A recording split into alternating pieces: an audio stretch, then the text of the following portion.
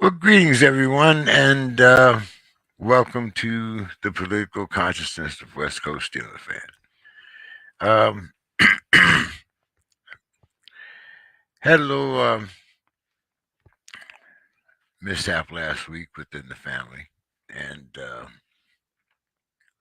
I will get into that a little later on in the show um, because I feel it's something that's happening more and more often, especially here within the black community.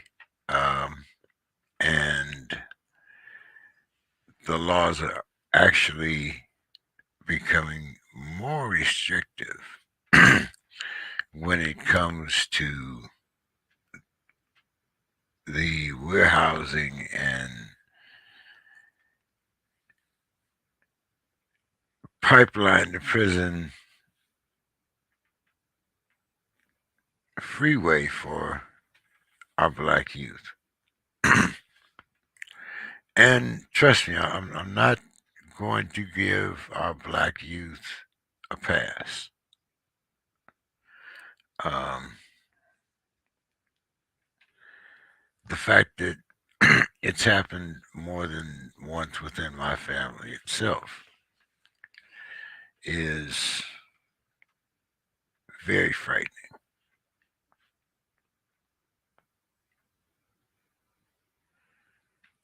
Especially when you're talking about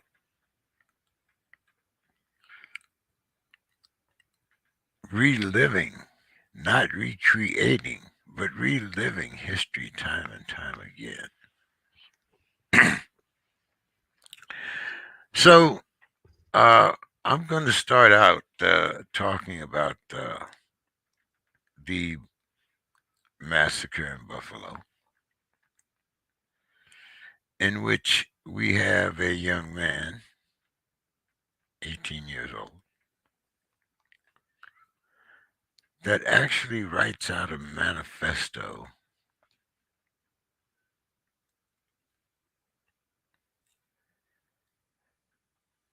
perpetuating many of the things that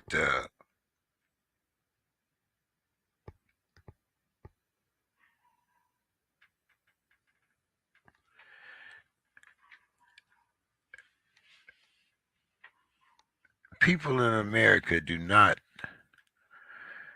want you to believe.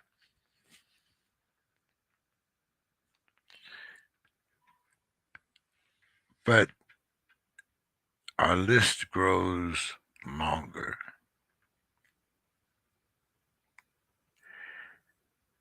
And the majority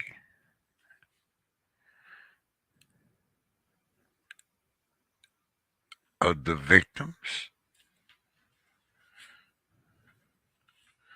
and the majority of the shooters have certain things in common.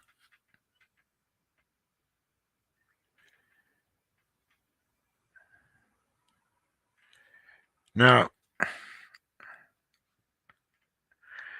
many of you have heard me complain about how I do not see change. I see different strategies to address the same inequities,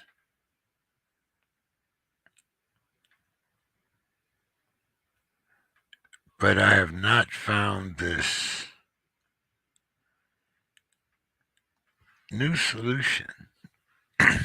Excuse me. Uh, and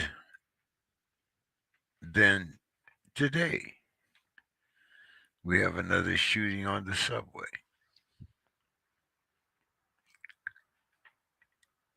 And it's the guns, it's the guns, it's the guns.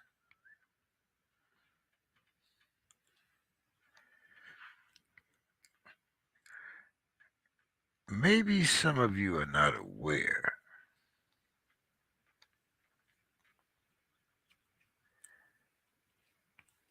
that if you leave a weapon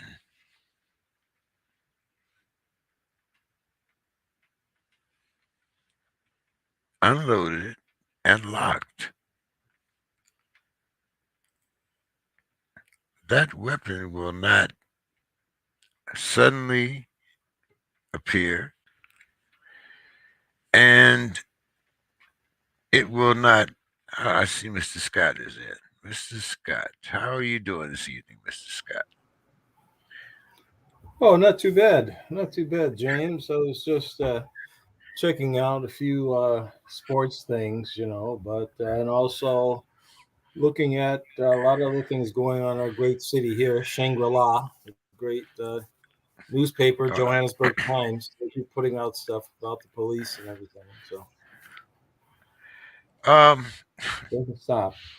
I have some concerns about things that have really happened and recently happened. Hmm. And I want to start,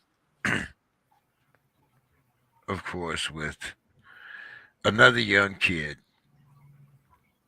18 years old, traveling miles away from his home state, away from his home, his community, in order to commit an atrocity.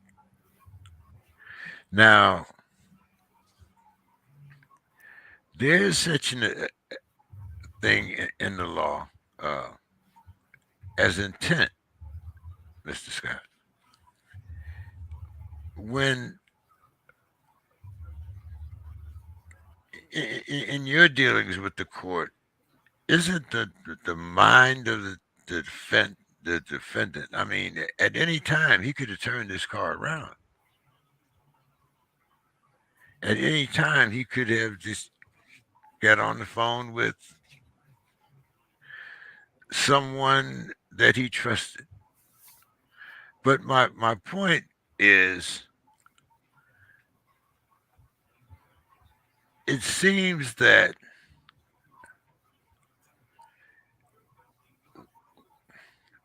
there has been a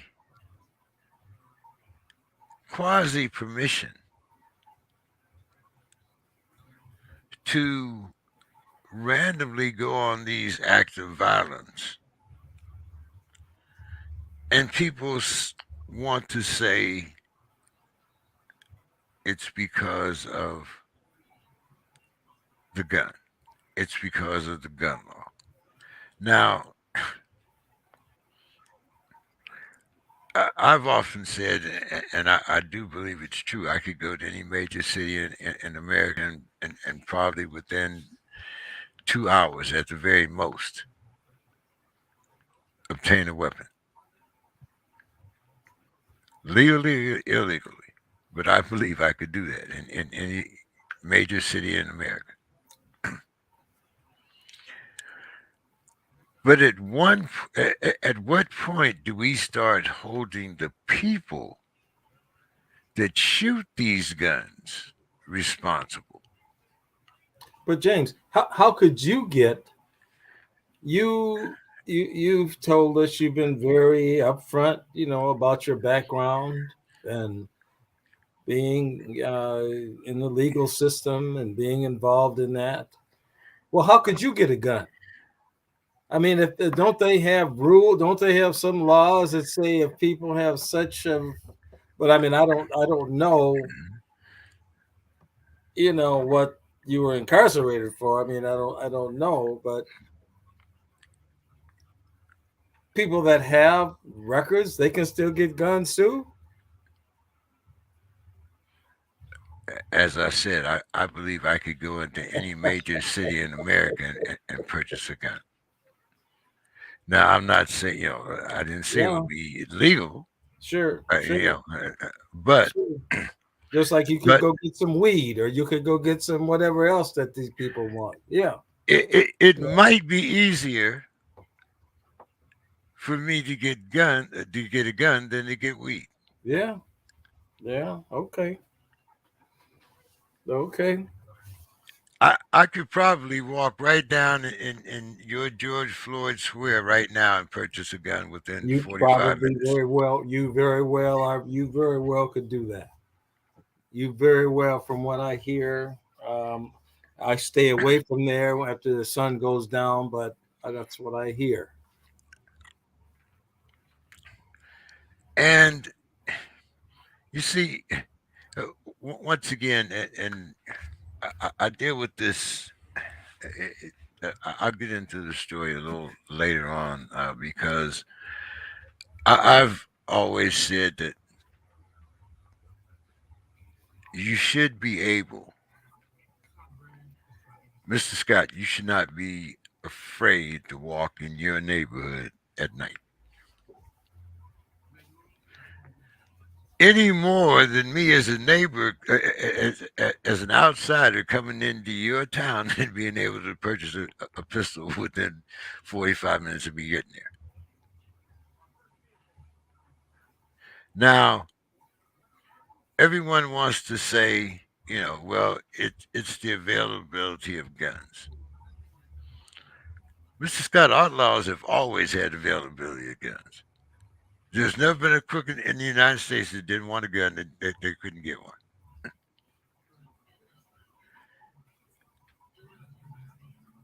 But when you come, I, I, I'll give you the background on why I wasn't here last week. Um, my nephew in Florida was picked up 4 days after he turned 18 years old. He got caught with a gun, crack cocaine, and marijuana for intent to sell or distribute. 4 days after he turned 18 years old. This means that he's going to be in jail a minimum,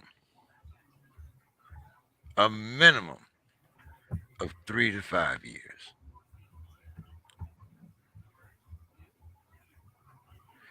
Now,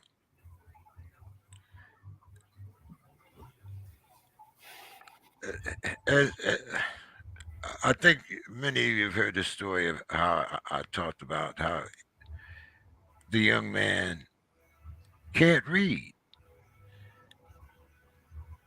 He's locked up in a system now where he has no future. For the next 5 years, he'll be locked up. He'll be incarcerated. He'll be warehoused,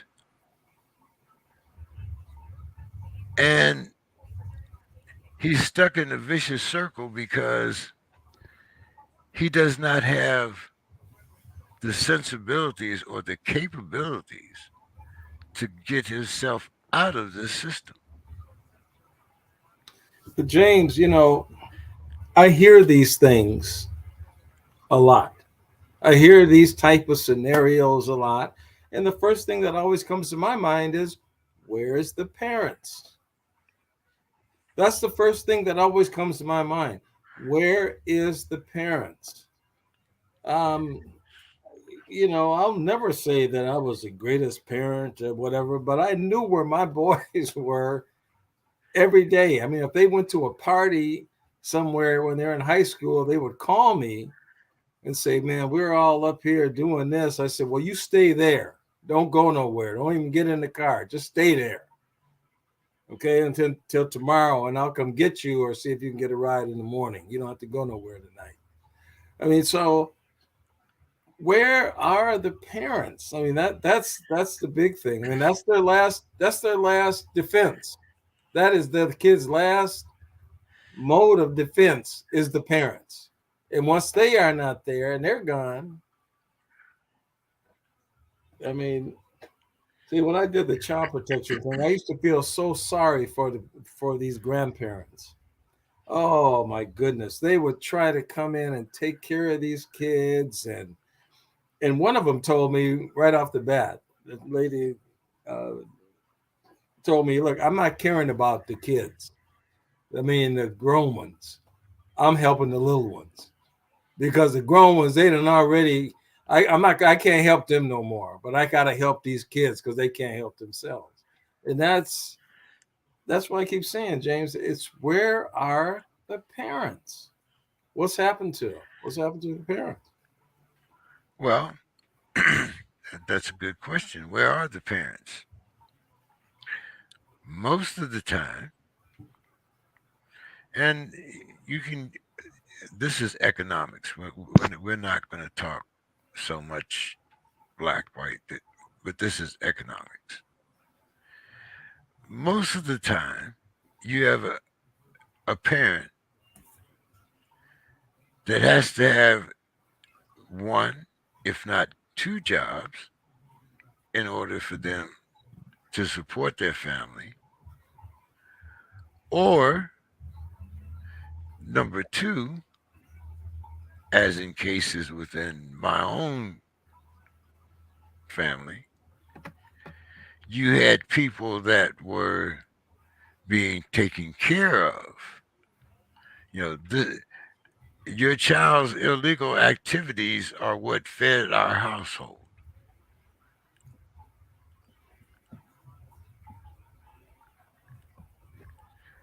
I mean, I don't, those things were not heard of with our grandparents. Like you said, it was about saving the child. But then, at what point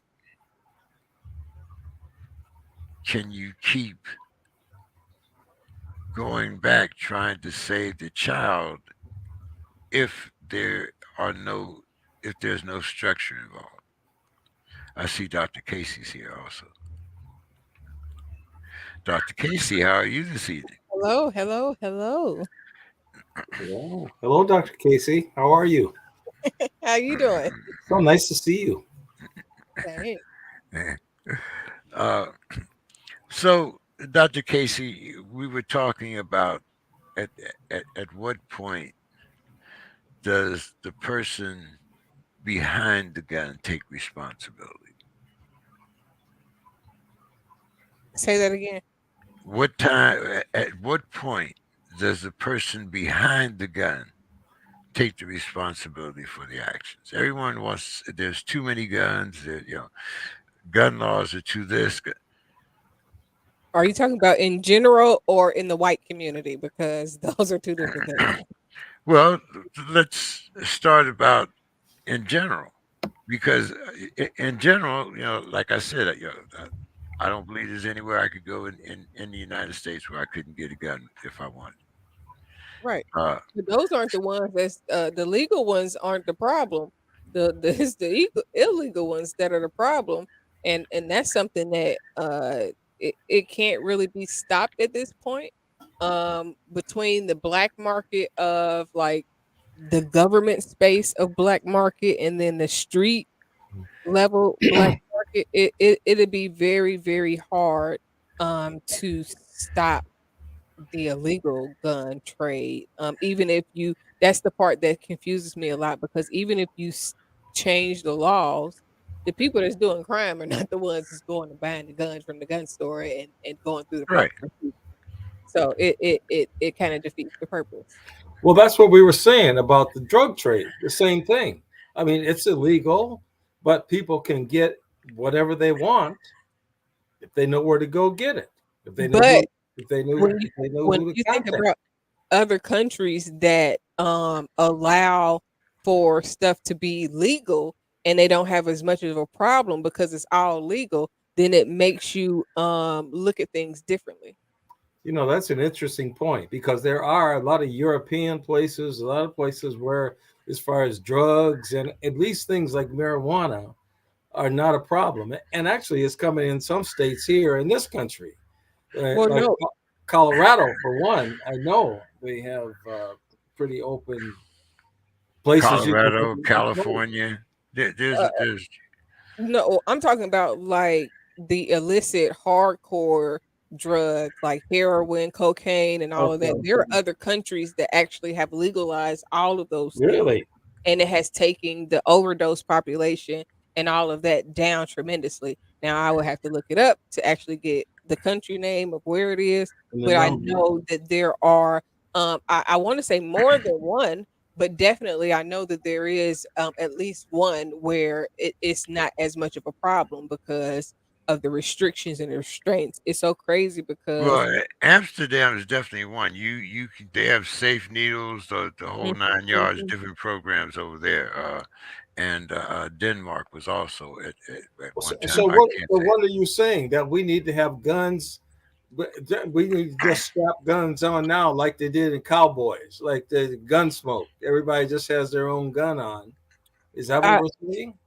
what my opinion is very different because when I think about even when I think about the Roe versus Wade and the abortion narrative, if you stop allowing people to get abortions, the mindset that comes to me is that you have to become more responsible about who you're sexually involved with and being protected, because if you can't get an abortion, there is no longer a quick fix to being reckless.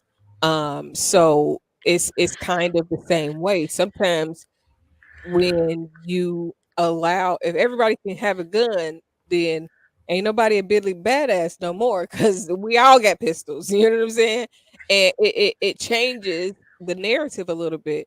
Now I don't know if we'll ever get back to where people actually got into street fights and settled their beef. But it could get to a place like that if everybody got guns, because if I got a gun and you got a gun, we both gonna be shooting each other up, or we can fight and we can squash it. But it takes a lot from the community, I think, for that to happen. And the way that the community is structured without a lot of the hood leadership, that like it used to be, a code. It was certain stuff that didn't happen in the hood. It was certain things that were off limits. And now as the generations have gone on and it's more lax, you got less structure. You got, I think the military and the draft have a lot to do with the type of men that we saw for my generation. For our generation, I'm looking up to y'all, but a lot of those people had structures because of what was in place. Now you getting people that ain't never did nothing, raising people that won't never do nothing, or that's going to have a harder time because there's no structure and no foundation behind it. So a lot of it is some of it you got to take away laws, some of it you got to kind of give people what they want. But if we went back to it, okay, everybody's armed. Okay, we have gun.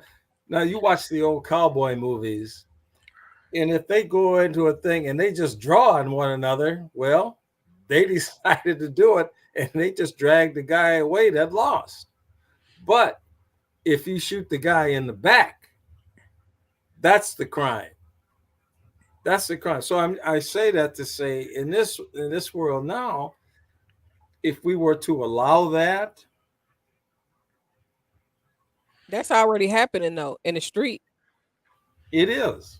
In the street, that's exactly in Chicago, in LA, in a lot of these places where you get a lot of these killings. That is exactly what it is. It's two gangs or people, and somebody gets shot. Somebody on their team gets shot. Somebody on their team gets shot. Well, 4 or 5 people get shot. Somebody, you know what I'm saying? And then the family members start dying. So that is technically what it is. It's literally the Wild Wild West. It's just structured different.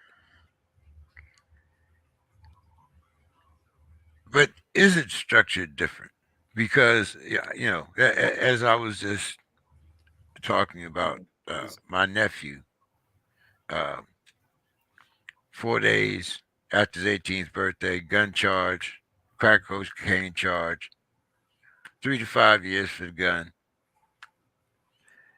So when you have life being portrayed so simplistically, do you take away from the humanity of it? I mean, do we just become cold-hearted individuals, Mr. You Scott? gotta keep What? the humanity though. Well, I think we do. I mean, if you have to have guns with you all the time, if you live in an environment or if you've chosen something, a lifestyle that says, or chosen or fell into something, or for whatever reason, are in a lifestyle where you have to have a gun all the time with you, that you're I always carry my gun everywhere I go, and I ain't in no bit of crime. I ain't got no okay, enemies. None of that. okay, okay. My Well, let's 380 examine is that. is with me everywhere. Let's examine that real quick. Okay, so you're not in it on nefarious. You're not going to go into the bank and use your gun to say, "Give me the tail." You're not going to. No, but I keep my Okay, gun with me everywhere I go okay. though. Well, why do you have your gun with you? Why do you have your gun with you all the time? What you mean that I the way I want to answer that question to be disrespectful because why you think I got the gun with me? Somebody run up, they gonna get done. Shit. Well, I'm see, ready to that's the do whole something if point. somebody try to do something. That's the whole point. I mean, if if we are in an environment at this point where, I mean, I mean, for most people, I mean, I have one here in the house. I don't carry it out with me. Oh no, mine goes everywhere I go. Everywhere. And but is that because of where you live? Is that because of Just the because of who I am. would you would you do that anywhere you lived? My gun goes everywhere that I go. If I can't take my gun, I'm not going. I haven't been to New York yet. You know why? Because I need to figure out how to get my gun up there when I go. Well, you can't take no gun on the plane. Well, you can pack it. You can put it in your luggage, and you can lock it in your luggage. Yeah. That's legal. You can legally transport a gun now, not to New York because New York got specific gun laws, but you can take your gun with you wherever you go. It just got to be locked in your luggage. You can't take it on the plane, Yeah. but you can Separate. definitely check it. I know you can check it Oh yeah, you can because I check be it. looking at people that I know take guns everywhere, and I be like, how do you do that? Okay, this is what you need to do. Okay, I'm gonna do that because I want to take my gun with me. You lock it right on up, But put it right. again, I want to go back to why. I mean, are things that bad in where you live, or is it you Why feel does it have to more? be bad for you to want to have a weapon? You know how many people get killed for no reason. It ain't gotta be. You could be But in the a only reason you nice. have the You weapon, could the be in a only way. nice, peaceful place. That does not mean that mean, bad, vile people won't come in and try to harm you. Okay. Okay. So the only I reason got you cameras have all the over my house. Everything. I got all corners of my house. I can see right now. you I know, can show you but right see, now. Right now. so then Right now. the only reason you have the weapon is for protection. If somebody's doing not for you to what if a gentleman meets you or something at a somewhere and you go and something all of a sudden he says something you don't like, will you pull your gun out? Depends on what he say. You want me to be honest? If he's saying something that feels threatening, fuck yeah, I'm pulling my gun out, nigga. What was that? All Matter of right, fact, sister. when my back window down here in my basement got broke out, and I thought my ex-husband did it because he was all the signs point to him. You know what I started doing? I would ride around whenever I went and exchange my kids at a public location. I made sure my gun was right there in plain sight. Nigga, All you see right. this? Try me. Sister, Try me. Come back. Come back. I won't. And guess what? God rest her soul. But I called his grandmama and I told her, hey, I know you used to get beat and got all your teeth beat out of you by your ex-husband, but if your grandson come back around here, I got two of them for him. sister, I didn't mean to get you started. I'm just telling you. I'm being honest. You I hear asked. you. I'm gonna tell you. And that's real. What you said, that's real. I mean, that's So no, but and, so and I, Mr. I always wanted a gun. Let me tell you, when I grew up, before I went to the army, my cousins used to have AKs and with beams and all of that. And I used to be like, mm, "Oh, let me shoot them. Let me shoot them. Oh, I want to shoot them." They never would let me shoot them. So the army was a blessing to me because I got to play with the guns that I wanted to play with on the street, legitly. So like, I'm a gun person. Like I want some AKs right now. I just haven't went down there and bought one because it's like, why do I need it? I don't really need it. I just want it. I want a couple of them. But that's another thing you just I like said that's guns, big really guns. telling in this conversation is that you're a gun person. And Mhm. there's a lot of people that are, that just came up with that. They came up not necessarily for hunting or for whatever. They've come up with the gun mentality. And I there's, came from the streets. This ain't no hunting. They was hunting niggas. My cousins was doing drive. They was having drive-by shootouts on the street I'm during the just, daytime. I'm just saying though that there are. My other cousin got they ain't going like about like James. He was bank robber. Yes. I Yeah. got my family's some But real see, deal McCoys. but I got an see, uncle that passed away a few years ago. He cut a nigga from ear to ear because he disrespected him or something. Like my family crazy. but So but for a but long see, time, I did not want a here's gun because I thought that I would be triggered if somebody said something. I would just pull it out. So I didn't get one for a long time. But once I learned my Yeah. temperance, then I was like, let me get one. Yeah, but that's so much big because this is the environment that we live in. This is the environment. That's very interesting. Your take on it is very interesting. As a black woman, I think every black woman, every black family should have guns. White people have been having guns all this time. That's why we always get killed, and they Yeah. always the ones standing. And the bad part is that black people have this view of being weaponized or having guns as though it's bad or it makes them a bad person. No, it doesn't. We you should have gun training, and we should just like people should have swim lessons and learn how to swim. Hmm. well, those things used to be a part of your educational system. I mean, we had 4-H clubs. We had, I mean, we had all of those things until you people decided that you wanted to walk around City Hall and down through Watts and all places like that. And then all of a sudden it became not so advantageous for guns to be seen in our community. But as we were talking earlier, Dr. Casey, it seems like the victim and the shooters seem to have things in common.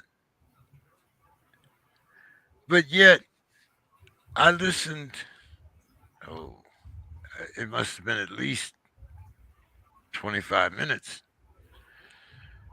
a show called Levin and Levine, where they told me that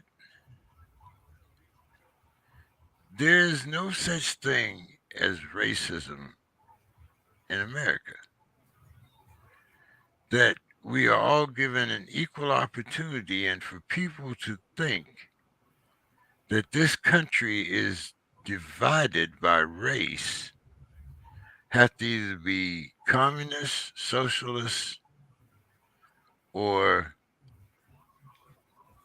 just downright wrong. Now, Mr. Scott, I know, we've talked a lot about the education system, and we've talked about your programs and different things that have happened since the George Floyd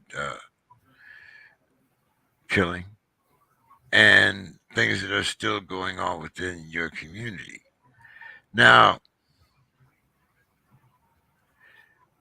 why is why is it not possible for people of the community to go and sit down and talk with these people in the George Floyd Square, or that community, and instead of being divided, set one goal at a time? We're not going to change the whole system overnight, and you're not going to change a system that has failed our youth without people being able to take certain risks. And by that I mean, it starts with a dialogue. And nowadays, you don't even have to be in the same room. I mean, there's Zoom, there's all different kinds of mechanisms that you can use. What Well, makes what makes our generation so apprehensive about facing the problem head on? James, I don't think they're apprehensive. I mean, up here, yeah, they're having all these meetings about the George Floyd thing, what they're going to do with the street and what they're going to do. Guess what? I live a half a mile from there. I got a nonprofit, high profile books. I'm on different, I mean, teaching at colleges. Do they call me? No. When I send them emails and they let me know about it. They send me some convoluted stuff that I can't get on. I can't get in. See, they have their own plan, and it plays out every day, James. I mean, look at this thing about baby food. Poor babies can't get no food. What kind of foolishness is that? They now all of a sudden they found a They'll whole use bunch that of for food now. Oh, and it's uh going to cost more money now, and they done found my grandmother would take they some will greens and some cornbread and sweet potatoes and shove it in your mouth as a they kid, will as a use that baby. as a reason to support why they think that abortions you know what I'm saying they're creative and crafty, so they'll find a way to Very tie much. in how the formula shortage got to do with abortions, and I mean they will. That's just how they work. So it doesn't But surprise me that now that they found this formula out of the blue, and now that the now sky they got a prices whole are bunch of it that they skyrocketing. can find. They put it on planes and said they got whole bunch of it now. It's just like somebody was saying they keep saying that it's a chicken wing shortage, but it's a whole bunch of thighs. Like how you got a chicken wing shortage and there ain't no thigh shortage too. You got thighs but no chicken wings. Like where that don't make sense. No, no, no. But that's just, and then now they didn't come up with some more racist stuff. Monkeypox. Poor Yeah. little monkeypox. And you see people that have it, they're only black They people. gonna get a monkeypox vaccine. Y'all gonna get that vaccine? You gotta get some more monkeypox stuff. There Y'all they gonna come get up the with monkeypox vaccine? some more foolishness like monkeypox now. Don't try to ignore me, Mrs. Scott. Are y'all gonna get the monkeypox vaccine? Is the question. Hey, if I James, feel, There is no monkey. I've never heard of a monkeypox vaccine. if they make one, my question still stands: Is y'all getting it? Because y'all know y'all like them vaccines. hey, Y'all be Okay, no, if I want to man. ask you: Are you going to if get it? You if know I good damn well I ain't getting that shit. You if know if I wake up in the morning good and this particular blunt that I'm getting ready to do after the show well. uh, tells me, hey, You need to get out. maybe I might. Hey, I'm not. But then, I guess I don't have that fear, um, The of monkeypox, they breaking out with stuff all over their look hands, and at it's all look over face, all kinds of stuff. It look like chicken pox or whatever. I It never took probably a is chickenpox. I've never taken an HIV test either. So so there are certain things that I just think that I might not need that. But now, if my neighbor should all of a sudden, Start start bringing having a out. bunch of monkeys around, around, around, you know, you, I don't think that monkeys if all come of a around sudden, because But my point about the monkeypox is that shit's not, it sounds racist to me. Mhm. It sounds A racist. fear-based narrative. yeah, I mean, I mean, and then all the people they show that have it is black in Africa. Of course. Because right now, a lot of times it is the what I believe has happened for a long time is everything that's bad or vile or bothersome. You put it on black people, and then it's like a smear campaign. But it HIV, is a AIDS. politically correct smear campaigns that allows them to smear it and then be like, but we're just doing this because of this is going on. So we're just trying to let you understand what this is that's going on and this is the way it's coming. But normally, just like they tried to act like the black people got corona more than other people, or like it was gonna hit Africa way worse than, and that was like the least place that it, what I'm saying, went rampant at. So it's all a mind game, and a But lot of this it's formula, but hurt. this formula thing, I mean, I could see them. They're so low. I could see them cutting the formula. Like just Mhm. mixing it with water, cutting it. You know what I mean? Watering it down so they could sell more, and just like a dealer. Just, And I that, mean, and that that is Uh, exactly what it is. it looks Mr. Scott, suspect to me. don't you remember when they were doing that with insulin? Not just not that long ago. But Yeah, yeah. Mr. Carroll, we see that you're on mute right now, but we were wondering, are you signing up for the monkeypox vaccine? I think he on the phone. I see he got us muted there, but he'll figure it out there. Well, I love it. I love it James, when James, I didn't hear from you. Are you signing up for the monkeypox He vaccine? said if he gonna do it, I said that if I wake up in the morning and that's what my taste buds call for, then then he with maybe. it. But the thing of it is, I mean, like I said, I mean, some things to me are just kind of ridiculous. I mean, am I going to take COVID? Am I going to get a measles shot? Am I going to get a lot of people don't get shingle shots. I saw what it did to my dad. I run and take a shingle shot every year. And Dr. Casey, have you got any shots? Whatever the ones I got when I was in the military, Yeah. I might have had one shot since then. Flu But shot. but I, you decide which shot you want and which shot you do not. mhm, mhm. You do your research and you decide accordingly. You don't let someone else decide for you, and No, But that's I but did. that. they I say didn't get the flu shots for a long time, and then when I got a flu shot, I got sick. I got it twice, and I got sick both times. I'll never do that again. And that's one of the reasons why I'm more leery about just doing stuff. Just because, even when you think about the anthrax vaccines and all, I had to do all that shit. I'm not. If I ain't got to do it, I'm good. I ain't going to war. I'll be all right. If it's meant for me to go, then God gonna take me anyways, no matter what I get. Yeah. But Hey, God want me to be here for a long time. 99, good and fine, still limber. see, see there you see that.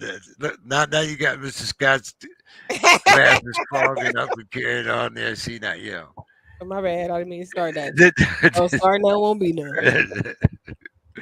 but Bill, we still can't hear you. He is on the phone.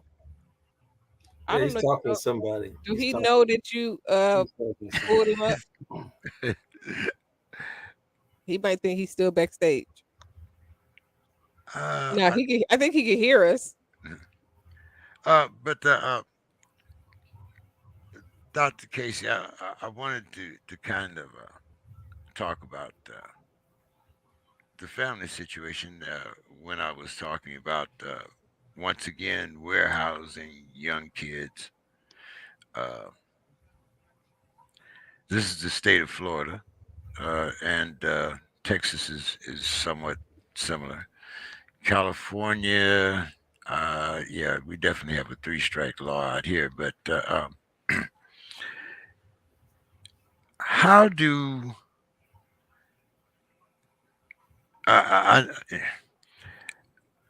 I don't know how to express the frustration when you tried so many times to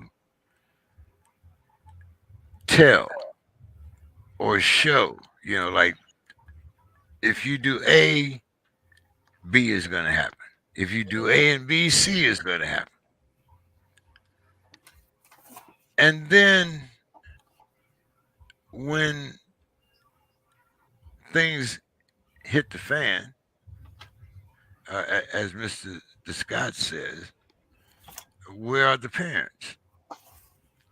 Well, a lot of the times the parents condone these actions, and then they want to blame the child because the child went wrong. How do you deal in family dynamics like that, in which the child is more or less being pimped out? Ain't no way you can really deal with it, other than uh the child aging out of that environment. Other than the child aging out of that Well, see, environment. that's assuming that the family, the parents and the family have checked out from taking care of this kid. I Hmm. mean, I mean, there should be someone there. And I don't know how. I mean, growing up with people that I grew up with, I mean, they all kind of banded together to do what they had to do. I mean, it was more of a real communal type of a thing where I knew all my cousins and close friends from the area. But now, if people don't have those kind of connections, they don't really, and the kids seem to just be out there at younger ages. And they develop all these things at younger ages that it becomes really hard. They start getting into the criminal system. I mean, they're 10, 11, 12 years old. They're going to court. They're going in for truancy or different things. And they think that's cool. They think and I've watched this. I've watched it happen and play out. It's And I think it's sad is when the parents are calling the cops on their children and stuff. yeah, yeah. And that happens a lot too. The whole dynamic of, not to mention the different parents that call child protection on the parents for whatever reason, sometimes legitimate, but many times not, just Mm. because they're upset with what's going on or they don't like this, they don't like that. And That you happened get to one of my people friends. He get caught went up through in a the legal whole system. my homeboy went through a whole thing where his ex-wife was just slandering him and calling the authorities, and it was like he wasn't even doing, they couldn't find anything, but it took so much out of him to where it was almost to the point where he wanted to just give up just even having rights, because if I got to go through this, then I Sure. just don't even want to be You got bothered. to go through these interviews, all this intrusion. Where do you work? May Mhm. make you do UAs, might make you do stuff like you're a criminal. I mean, Mhm. it gets down to that level, and that's, I mean, I really think they need to have something that shows people how to deal with child protection. That when they come to your door, you don't have to deal with them, and you don't have to do anything they tell you until they get a court order. Until they Mm. say if they don't have a court order, it's all voluntary, and you tell them what you're going to do to address the issue, and tell them that you need help with your rent. Tell them that you need some financial help to get you over the hump. But people don't. We don't work with the community like that. It's really, I don't know what it takes. Uh, So, Mr. Scott, what has been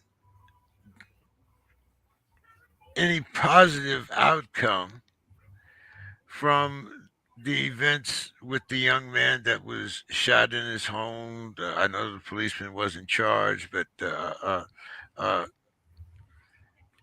has anything been done with the mayor's task force? I know elections are coming up in your cities. Uh, are there enough? I don't want. Are there enough viable candidates that really have the city of Minneapolis at heart, rather than just being faces, that we see now, and like Sharpton and the bunch, they're gone 6 months later. Well, they're irrelevant. Basically what's going on in the city is the business community is starting to rebuild some things, and they're picking out certain people to work with and put them in charge of building the city back.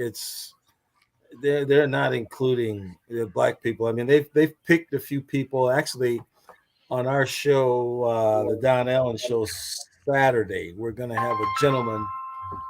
We're going to have a gentleman that is running for Ilhan Omar's seat. He's also a Democrat, Don Samuels, and so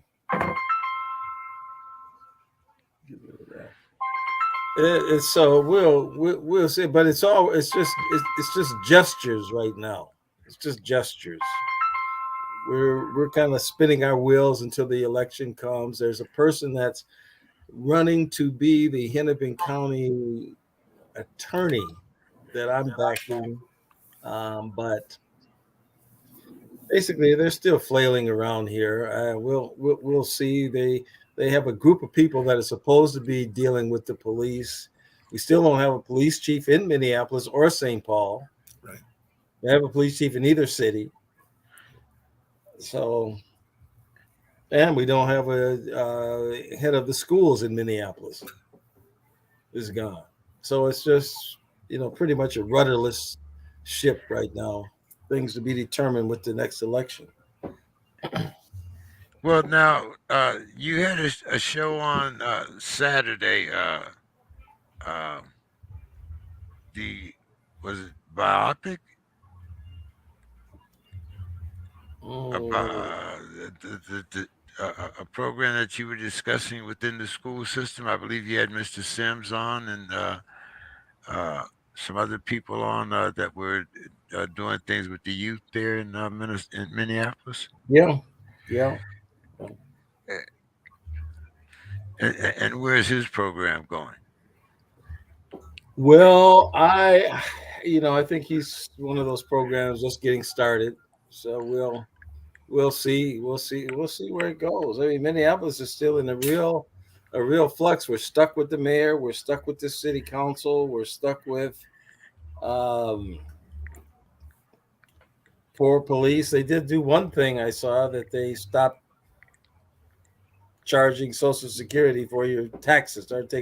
Stop taking taxes out of Social Security in Minnesota. I mean, of all places, yeah. So that's probably going to be their main selling point. So they don't pull the knife out 6 inches; they pull the knife out half an inch.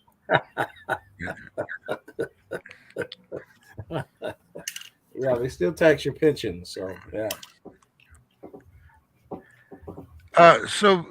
Bill, we were talking about this young man and the Buffalo Massacre. Yep. So, Uh, ironically enough, the reason I got on late is my daughter, who is a teenager, decided to bombard me with 1,000 questions about just that same thing. And then I thought she was running out of steam. So that's when I jumped on. And then she suddenly had a second wind. So I had to finish talking to her, and then I was able to fully join you. Sounds like Daddy's girl. To some extent, yeah. She comes to me with all the stuff that her mother doesn't want to discuss with her. I guess is how I classify that. And this is one of the things that her mother said: "Ask your daddy." Well, you're a trusted source. I guess that's part of it. And so I mentioned to my daughter that I actually had debated someone named Matthew Hale many years ago. Matthew Hale, I think, is doing something like 37 or 40 years in prison or something like that now. But at one point, he was the Illinois chapter chair of, what did they call it then? But at one point, it was the National Association of White People, I think is what it might have been at one point. But essentially, it was an attempt to clean up the Klan, for lack of a way of putting it.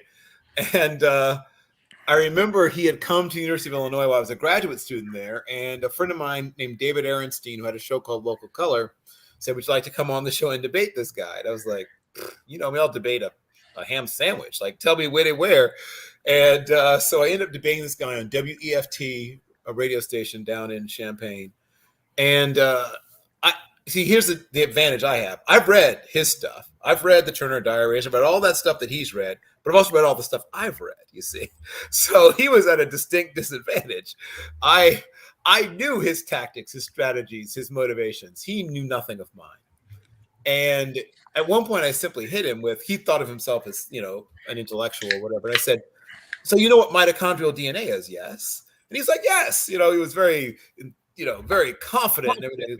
Okay. So if you know what mitochondrial DNA is, you know then that you and I have something in common. There's one thing in common, and we both have a common relative, and they found her in the Rift Valley, right? And mitochondrial DNA confirms, right, if you know what that is, that we have this same common relative. And he shut the heck up for a while. And it took him a while to sort of find his bearings, and he went into all his theories and whatever, and the curse of Ham, blah blah blah. I was like, yeah, well, that's also been debunked, but bring it on. What happened in Buffalo? I'd like to say I'm surprised, but there's a whole meme that says surprised but not, disappointed but not surprised. I've learned to expect a certain number of these things. We live in a country that glorifies violence, glorifies guns, glorifies the one man against the crowd, right? Think of how many movies you've seen where it's one white dude with a gun who ends up winning over, I don't care how many people it is, hundreds, thousands maybe. But one white dude with a gun ends up being the victor, right? Whether it be Clint Eastwood or Bruce Willis, or pick a white guy. Charles Bronson. It's a long list of white guys who is one guy with a gun who just managed to somehow, be the one that's left standing when hundreds of other people are now dead. So we have a culture that glorifies one white guy with a gun and has been doing so for quite some time. John Wayne, I don't know, pick one. And so since you live in a culture that glorifies white guys, glorifies guns, glorifies white guys with guns, and when these impressionable young white guys who don't feel very impressive, who don't feel very successful, who don't feel smart or sexy or confident or whatever, what do? They cosplay, right? They find another white guy to put on, for lack of a way of putting it. And I don't know who this guy was channeling at the moment, but I promise you, somebody from a movie or a video game or a television show or whatever. And of course, 20 Twitch followers. You guys are hip to Twitch? Yeah. After that day, we were anyway. Oh, okay. Well, okay. It started as a platform for gamers to share game experience originally. And now people stream all kinds of things, including stuff like this is now on Twitch even. But he had 20 people live streaming during this shooting. So if you understand, we're also a culture of voyeurs, and it become even more a culture of voyeurs as children, obviously got locked inside for a year and a half. But even before that, my daughter would watch other people do things on YouTube all day long. I'm not even joking with it. 14 hours, like it was a job. She would watch other people do stuff on YouTube. And I would ask her, like, is that a game you play? No. So you're watching someone play not a game, but a game you don't even play. Mm-hmm. Yeah, I don't play League of Legends. She would talk about her game instead, but how they're like and how they're different. My daughter is like a non-talker, except for the stuff she'll talk you to death about. And there's a select few things, but if you tap into those select few things, strap in. But we have this whole culture, as I said, that glorifies white guys, glorifies guns, glorifies white guys with guns. When you add to that there's all this, I read the birth bomb all those years ago, back in the late 80s and all that stuff. White people have been terrified of the idea that they won't be the majority in this country for a while, right? This isn't new. This isn't new at all. It was the underlying whatever when the moral majority decided to back, of all people, Ronald Reagan, who was another Hollywood, Death Valley days. But right, but beyond that, like, if you know his actual upbringing and past, he's an odd choice for people who are quote unquote evangelicals to rally behind. Just like Trump was an incredibly odd choice for evangelicals to rally behind. Like, married a few times, cheated on all of his wives. All this stuff, right? He's been in some wild parties in his day. I won't go too deep into pardon the expression, about how his wife, Nancy Davis, earned some of her nicknames that she had coming into even before their wedding. She was known. I'll leave it that way. I'll leave it at that. If you want to do a little research on your own, you'll know what I'm talking about some of her reputation and nicknames and stuff she earned the good old fashioned way. So these are people that, like, evangelicals, basically hitting upon this guy of all people, right? The lifestyle he'd led, a guy who was a Democrat deep into his adult years, like Trump, who, you know, married multiple times, like Trump, cheated on all his wives, just like Trump. But this guy is the guy they rally behind. Now, they don't care about information, is what you come to realize. But they care about iconography. That's what they care about. They don't care about information. They care about iconography. We don't care what it is. We care about how it looks. We care about how it looks, not how it is. How does it look? So this person, and, you know, Reagan had been to church, unlike Trump. At least had been to church before. But he wasn't, you know, he was a man. I mean, yeah, he believed in God, whatever, but he wasn't an evangelical. You know, he'd grown up in a nice, solid Midwestern Methodist church, blah, blah, blah, but nothing crazy. And so, and like I said, you know, he gets to Hollywood and ooh, some things happen, but this becomes their guy. And part of that, their guy thing was, yes, as you said, dead values, right? Shooting people, bang, bang, dead. We had a president who got shot by, of course, obviously a young man with various and sundry problems. And what happens, what comes out of all things is this rallying cry for the NRA of all people, right? The NRA strengthens itself, right? Membership goes up, pledges go up. Wayne LaPierre, who is now the emeritus president of the NRA, and that's a great job to have, in case you're wondering. If you want to see somebody who's has a great job of not having a job anymore, look up what Wayne LaPierre, the no longer president, the president emeritus of the NRA, what his benefits are. You talk about retirement and your pension, Mr. Scott. If you can get Wayne LaPierre's pension, you are doing something. He still has use of a private jet. I'll take it. You take a look at his benefits sometimes as the emeritus president emeritus of the NRA. That's the job to get. Forget being president of the NRA. Be president emeritus of the NRA. Multiple streams of income. That's my thing. Multiple streams. But back to this icon, right? These icons, right? These walking talls, these death wishes, these diehards, these high noons, these pick one, right? White guy with a gun who always prevails, right? Wins out, no matter what, no matter how many there are, no matter what they bring to the table, white guy with the gun's gonna win. So you take and then you add on to that this whole, oh my God, you know, there's not enough white people thing. No, there's plenty of white people. What are you worried about? But I guess for them, one less than 50% is too few, right? And that's the terror that they're undergoing. They realize that, is it this year that it becomes official? I think, is it this year or is it next year? I know it's soon to be official that they are no longer the actual majority. They're still the terror just numbers. Is the terror just their numbers, or is it their conscience? Oh, it's all of that. It's all of that. Yeah. But the two are related. These are not unrelated things. When you realize, oh wait, there's more of us, right? If you count, you know, everyone who's not white, than there are of them, then your conscience draws closer to you, right? When you realize, oh, we don't have them surrounded, they have us surrounded. Oh. Then yes, your conscience is going to speak a little bit louder, right? I'm sure in the last moments at Little Bighorn, George Armstrong Custer was beginning to see things differently too, right? Oh, maybe I should have been a little less aggressive. Hey guys, fellas, I just have a thought. Maybe we should share this land equally. I mean, call me crazy. Maybe we don't need all of it, right? When all of a sudden you are now surrounded, you see everything differently, right?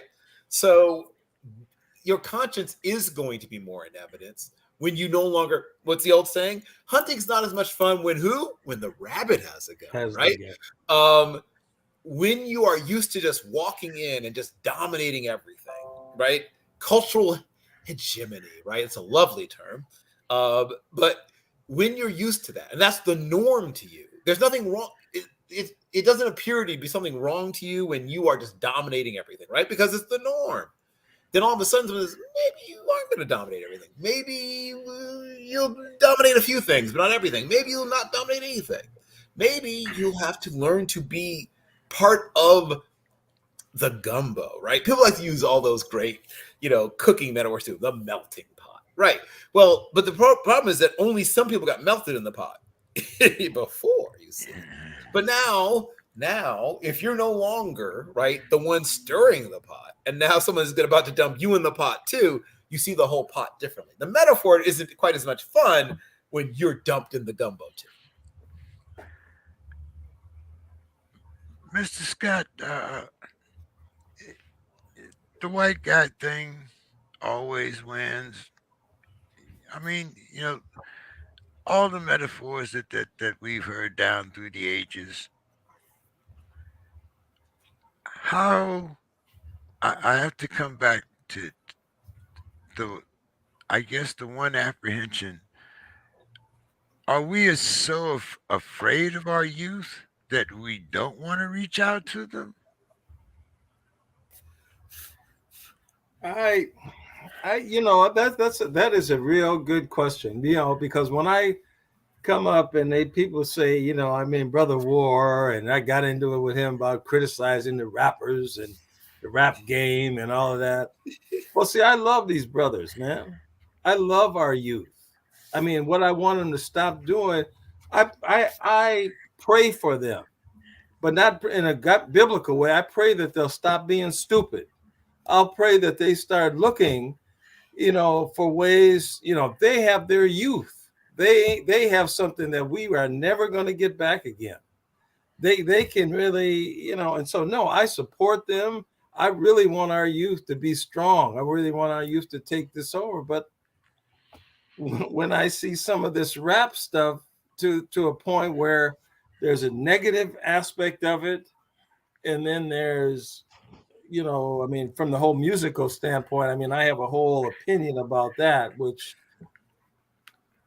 but I really want to help the youth. I mean, I'm working on some things now with some colleges here in Minnesota to get kids out of high school into colleges to start thinking about that, or thinking about careers and thinking about things that they can do. And I think that's no, I don't. I mean, I do. I mean, I don't like the rap game. I'm sick of the rap game. I ain't got no. It makes me want to vomit. I don't have no time for it. But the young people, I do love them, and I know what they're trying to do, and it's a different time, and they're trying to do their thing, and so yeah, I'm supportive in that vein for our young people. I mean, I have grandkids, I have kids. I mean, I want this thing to be improved for them. I mean, we're in an economic situation where, of course, they can't get baby food for babies. I mean, what kind of foolishness is that? I mean, that is the most ridiculous thing. And then they get a big boat, got full of it. Price is going to go up. They don't have no gas. All of a sudden, gas go. I mean, we just keep getting played. We keep getting played like yo-yos. I mean, it's it's a sad state, and I don't see us getting out until we really, wake up, band together. I mean, and really voting is important. If it wasn't important, they wouldn't be doing all this to us. If it wasn't important, if it has some importance. And I think that's one thing we need to get. And Dr. Casey, what about your Herschel Walker? I wanted to ask you about your thoughts on the great Herschel Walker. I mean, it looks like he's going to win, and I don't know if you're a supporter or non-supporter. I don't know. I just thought I'd ask. So first you start with the rap game because you blame the rappers for everything. I don't know why you blame the rappers for everything. The rappers is not going out and getting these kids guns. The rappers is not telling them to go out and shoot people. Now they do talk about shooting people, but most of the time it's like what Tupac explained many, many years ago, is that we're just amplifying and telling the story from the hood from a perspective that other people outside of the hood can or cannot relate to. But because people don't know what it's like in the hood, the only way you'll ever find out is through communication. Where the people that's in the hood going through things, they don't really communicate well because it's like snitching. So if you just out talking about it, it's one thing. But if you put it in a rap song and you put it in the storyline and you tell the story in a way that where you can now paint a picture, a vivid picture for other people to be able to relate to on what it is, because a lot of things that go on in the hood is very similar to things that go on outside of the hood. But because it's black people and it's the hood, people think that it's just something totally different. Like when you talk about black on black crime, when it's just crime, like we don't hear about white on white crime, and white people fuck white people all the time. I mean, like they do some stuff too, but we don't hear about it like that. So when you look at the music, because white people write country songs about doing crazy and shit, like they write some wild songs too, but it's only amplified when it comes from black people because black people got this pseudo, mental, tricks that I guess they play on people to make people like you think that the rap game is responsible for what people decide to do. I go by no, I go not responsible, but I go by okay. I'll give you example. The Great Beard. Now this is a sports kind of a reference, but the Great Beard, James Harden. Okay, all of a sudden now looks like an old man out there because he's connected with the rap game. He's going to all the parties. Hold on. The rappers can't help you do that. The rappers cannot help you Okay, play so no first and basketball. foremost, you They do can know come, they that can come and sit in the in front row, sports, wear the most goofy clothes, and do all that, but they cannot help you then. You cannot. You so still why have a job that you got to do. People are counting for you to get their money. You why cannot is be doing that. LeBron James still winning? LeBron James hang with rap people. And been doing it It's like longer. They didn't even make the playoffs. but Dr. Casey, to go back at some of the things that because I got some of these wannabe rappers in my family too. Okay, That's what these now young kids. now These young kids that get shot. Oh, he was an aspiring rapper. He was an well, aspiring. no. Let me tell you. But there are also hold it other now, stuff too. Be But quiet. you understand Quiet. manipulation of media, right, Mr. Scott? These kids are also aspiring graphic designers or aspiring clothing, but they never mention that, right? but They always now pick the thing. but They always pick the thing they know is going to get people to say, "Oh, see, it's that," right? now, The manipulation in the media is a very powerful thing. now to give you an example of what I'm talking about, Mr. Scott, my nephew wrote a song about someone putting his ass in a trunk. He got put in the trunk later. Because Well, most of the time when they write a rap about it, it ends up happening.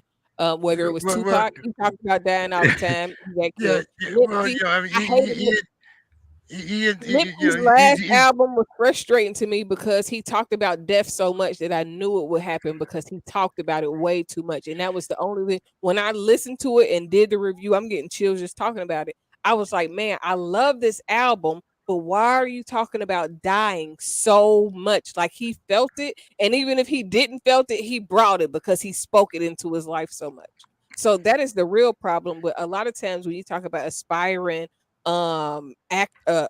rappers, you're talking about people that came from the street that now are trying to turn their life around, and we got it's for people that's in the street is either uh rapping or playing sports. For a lot of them it's now becoming real estate, investing and things like that. But even when I was younger and I knew guys that was in the streets that was trying to invest, if you don't do it right, they'll still come and seize all of the things that you just invested in. So it don't even much oh yeah, matter on how you doing it, but it's trying to clean up the money. So, and not just to clean up the money, you got to clean up your act. But a lot of times people are like right now we got Young Thug and Oh YSL, yes. they Oh, all in jail. You know why? Mostly because they got damn stupid and they be damn talking about the shit in their songs. I mean, they will tell a whole dang on storyline about how somebody right, got killed and right. how they called the killing and all of that. Like, shut up. You don't see that they looking, they watching, and they listening. They waiting for you. And you say gang so much and gang this and gang that. And I'm the leader of the gang that even if you wasn't, now you is. So but a lot of it comes from you're talking about somebody that's been in the street, somebody that probably have a parent that's on drugs or in the street. So now they've come to doing street things to survive. They're not selling drugs and hustling and out there on the corner just because they needed some. They was bored. That 9 times out of 10, that's not the way that goes. They either get pushed into a gang or they're out there trying to make ends meet, and they're normally trying to make ends meet for a large family. Yep. And that puts them in a situation where they have to go in the streets. And then from the streets, now how am I gonna get out the street? Rapping is the easiest way to clean money right now, because it's not like real estate. Real estate, you got to show what you're doing. You got to show a lot of stuff. So you talking about when it's an aspiring rapper, you're talking about somebody that just got clean from the street. And if you ain't been clean long enough, then being a rapper just makes you a target. Because now I can see you. Now you got to show everybody where you at all the time. A lot of rappers that get killed, Young Dolph, one of the reasons Young Dolph, I think, was able to be targeted, he had a car. Every time I seen Young Dolph riding around Atlanta, I knew it was Young Dolph. You know why I knew it was Young Dolph? Because Young Dolph had a camouflage car to where every time I see it, oh, there go Dolph. So it's a lot of things. The flashiness, the same thing that took Frank Lucas out, and all the things that you see in these movies where the gangsters, as soon as they get too big and too flashy, that's what be their demise. So it's the same thing, but people are not learning. Nobody older is really teaching them, hey, look, when you start moving, I mean, and sometimes people do try to teach them, but when you're young, you think, nah, I gotta let them see I got it. I gotta show them I'm balling. And that's normally what get them caught up. Yeah, it's The you rap know, game. but Mr. Scott, uh, Yeah. you never liked Otis Redding? Nah, Oh, nah, nah. well, all the stacks, the Motown, the Wait a minute, no, no, no, Yeah, see, he Willie gonna do Mitchell, Hyde records, no, all, no. all, all, Cool in the all the game. classics, all the You classics, ain't like Kumo D.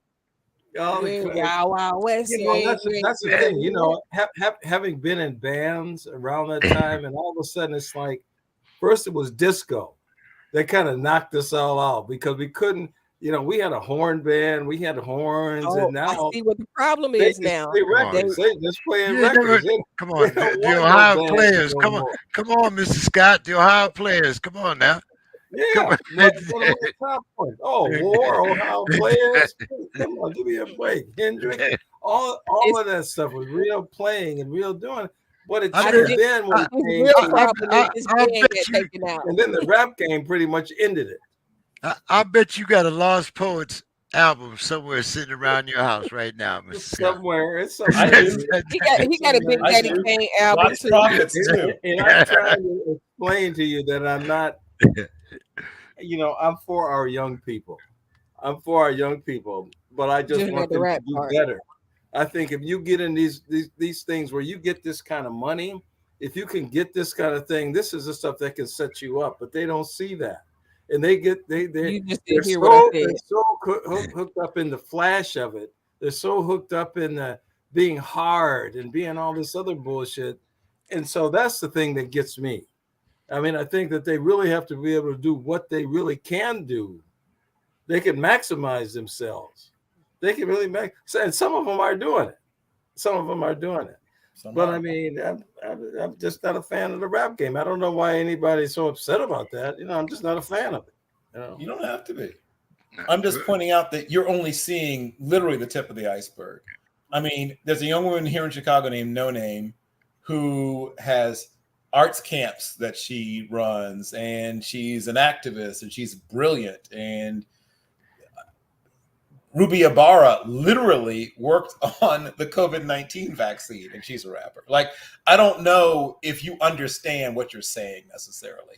I'm not No, I mad think at you you. just I being just think you funny. don't know what you're talking about. Well, But it's Oh, fine.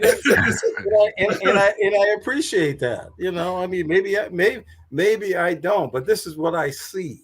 I'm going Right. by what. But I'm letting you know that what you see is been manipulated. That's what I'm letting you know. You're not seeing everything. You're seeing this, So, but there's all of this beneath what you're seeing. it's like the so war highlights. They highlight the worst part of the war, but they don't tell you about all the good community service that go on in a community of where the war zone is. A lot of good things happen. Soccer games, they go give stuff to the kids. They don't tell you about all that. They normally tell you about, 20 people died today, and there was a raid in the house, and they don't tell you. But amongst that, there was a beautiful time where we went out and helped the kids in Iraq, and we did this, and we, helped to clean up the neighborhood. They don't tell you that part. They only tell you the gory stuff, the things that's gonna make you be like, because what bleeds leads. I've worked in news before. What bleeds leads. So people say, why is there any good news? Well, there is. They usually tack on like, oh, here's Chippy who can a squirrel who knows how to water skate or whatever. Right. But they throw some little thing on at the end. But I mean, to some extent, it makes sense. Like, there are a bunch of young people just graduated from high school, just graduated from college, right? And some of them overcame amazing things to do it and graduated with high honors in some cases. And they might pick out one of those. Hey, so-and-so was born addicted to crack, but now they're the salutatorian of their school and they're going to such and such on a full scholarship. You get one of those every now and again. But there's like everyday wonderful things that happen, even the worst neighborhoods in America. Somebody got a new job. Somebody bought a house. But people thrive off negativity. I mean, I hate to say it, but there are people who love there's an album by a band called Modest Mouse called Good News for People Who Love Bad News. And we have become a nation of people who love bad news to some extent because people say they hate it, but they don't, right? Because if truly people didn't enjoy it or didn't watch it or didn't thrive off it, it would stop making money and they shift to something else. Since money drives everything in America, it's clear that if negativity and violence and whatever is what people want to watch, they'll keep showing it. If people stop watching it, they'll show something different, right? It's that simple. It's really quite simple. Since everything in America is driven by money, and I'm literally everything. I wish that weren't the case, but there's not a thing you can think, no aspect of American life is not driven by money. Whether it's right or not is a whole other discussion, but every single thing in this country is driven by money, including your perceptions of certain parts of your own culture, Mr. Scott. And though you don't want to own it, it is very much your culture and can be literally traced back to drumming, right? And dancing and things that are thousands of years old, right? These aren't new things. What you're seeing is new wine or old wine in new bottles is what you're seeing. And they're presenting it to you in such a way that you think it's foreign or different, right? They've tricked you, and not because you're not smart, because you're actually obviously very intelligent, but because they don't want you. If you saw it the way it really is, you'd recognize it. You'd see yourself in it, and you'd embrace it. But they don't want you to do that. They want you to look at them like, oh, well, they're different from me, and I can't identify with them. They've always done this. Divide and culture is divide and conquer is an incredibly old tactic, but no one stops doing it because it keeps working. And as long as it works, they'll keep finding new ways to do it. They try to pit old against young and poor against rich and black against white and Hispanic against Asian against black against Asian. I mean, name a way of dividing people, right? And it's all been done. Republican, Democrat, Independent, blah, blah, blah, left, right. Everything's a way of saying I'm better and you suck and I'm better and you boo and yuck and you're young and dumb and I'm old and smart and like that's always a thing that people do, right? To try to differentiate. Oh, well, they're like that and they don't know how to do this anymore. And in our day, it was better when, yes, the police beat living crap out of us, but at least we don't have to see it on TV, right. or whatever, whatever it is that we find to cling to make us feel like the good old days didn't suck as bad as now. The good old days were awful. I was there. They absolutely sucked. We used to look in the newspaper when I was a kid, back when people read newspapers, but it would show us where I live was on the list of bombing sites. Like if we went in a full nuclear exchange with the Russians, we were number 11. And that was because where I was the NAS, NOB, like the Naval Air Station Naval Operations Base for the eastern half of the United States was there. We had the home port of the Atlantic Fleet. We had everything. Virginia was very high because we had all these military targets. But like we act like things were just god awful in the old days. Things sucked. And we just want to remember things as being better. And I'm not saying some things weren't better, but I'm saying that our suck was just different. It wasn't necessarily a better sucking. It was just a different sucking than sucking now. But if we would stop playing this game, we keep falling into where our sucking is superior than their sucking, because I could play the harmonica, whatever our reason was that our sucking is better than their sucking. When you get past all that, you see that it's all just different ways of presenting the same crap. And it makes it easier to stop being divided if you stop looking for these ways that your sucking was better than their sucking. Greetings, Brother Williams. How are you this evening? All the people, I'm good. I'm good. Good to see you. I'm on my pain meds, so I'm feeling better. All right, then. There you go. Mr. Scott just got finished telling us about his opinion of rap music once again.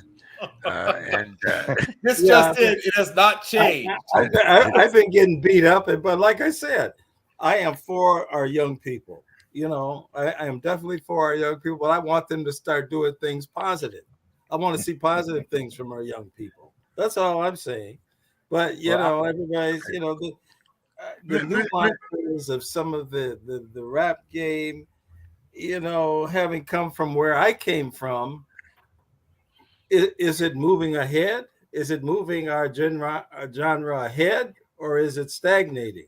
I mean, that's some are moving it forward, but those are not the ones you're seeing. And once again, back to the iceberg thing. There's all this iceberg that you're not seeing, but that's a whole other discussion. Well, that's Well, Anthony, we just can't get trapped in the conflict of recognizing, like I say all the time, that we are at war, and our music is a part of that war.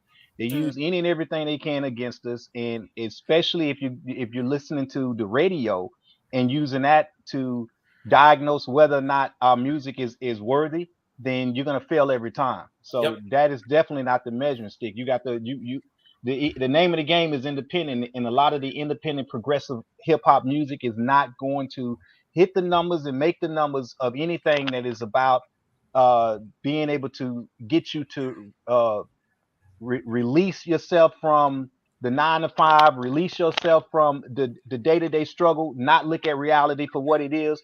All of the things that feed into escapism is the stuff that makes money. Okay, so escapism is the name of the game, and that's how you keep a population asleep. When you get people to not want to face their realities, you find ways to make them be consumers, you find ways to make them want to have, to focus on infidelity, to focus on spending money, to focus on dancing, to focus on drinking, to focus on who got the best this, who got the best that. But isn't that what the rap game is doing?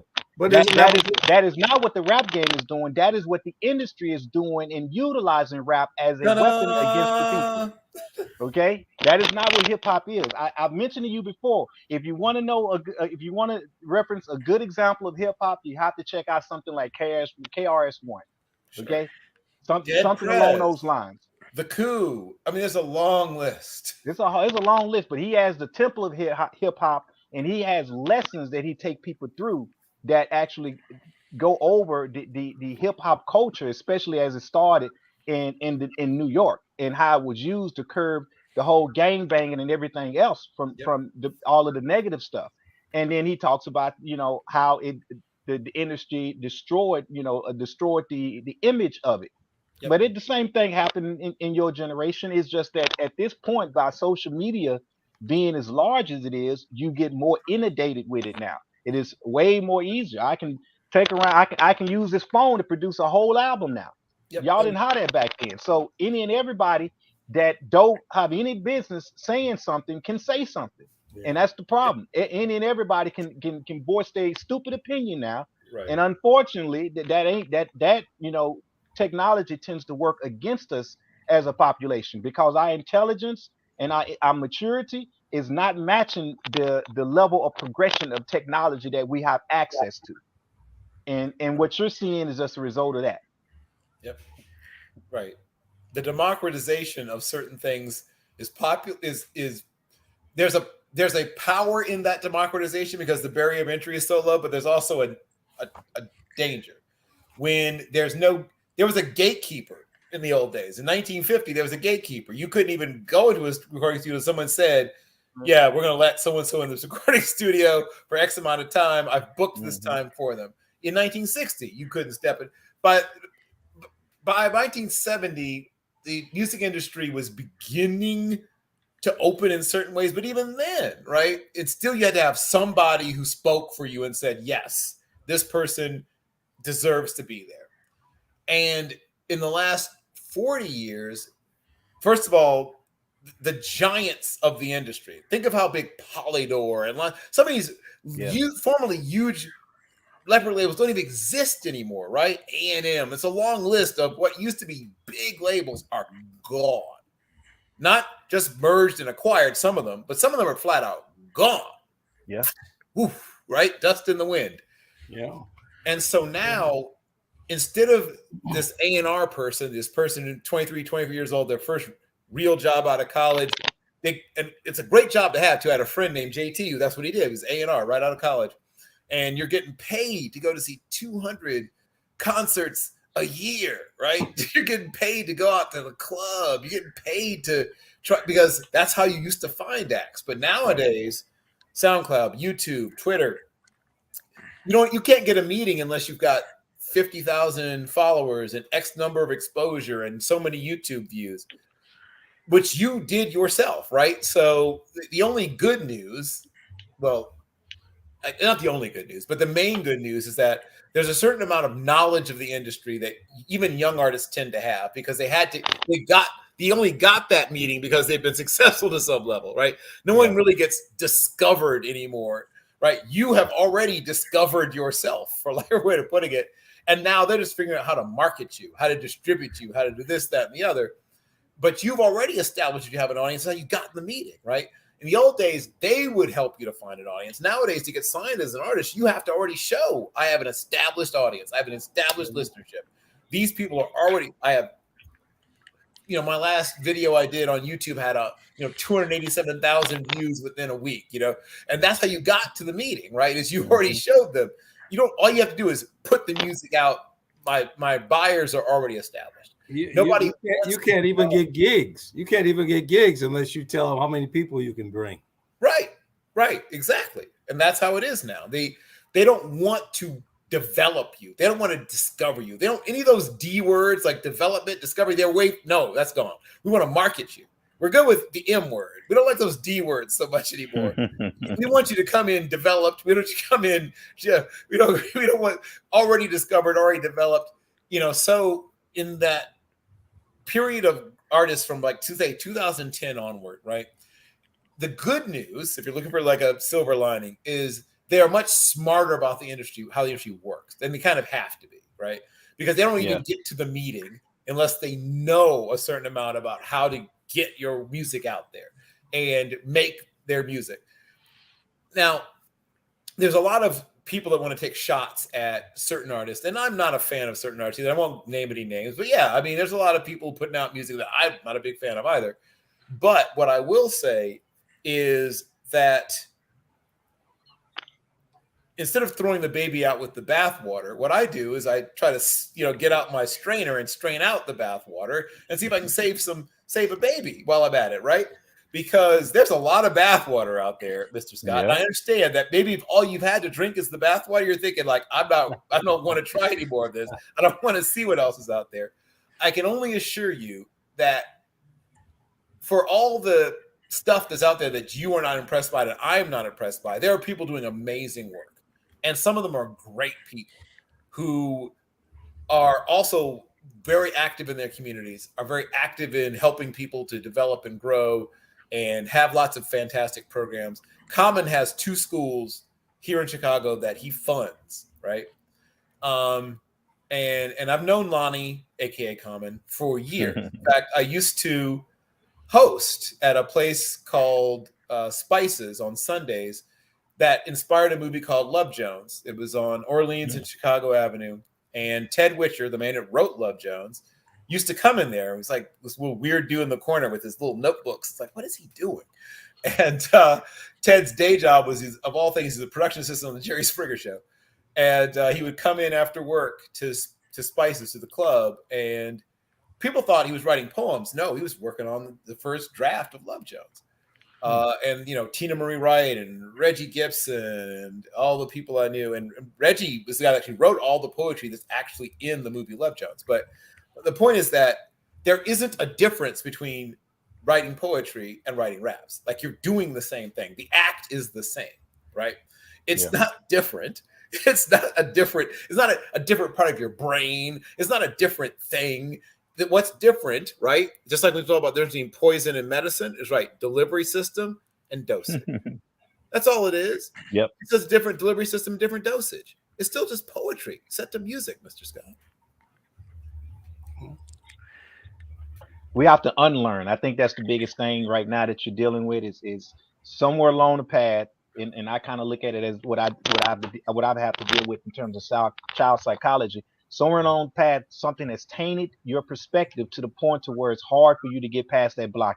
Sure. So you have to undo the blockage, my brother. That Undo the sounds like- blockage. that Have, sound- that sound have like a a couch pho- session. That sounds like a phobia. A little bit, maybe a little bit. Come on, Yeah. Dr. Casey. You look like you've been this way back there. I see that little smile. Like, come on with it.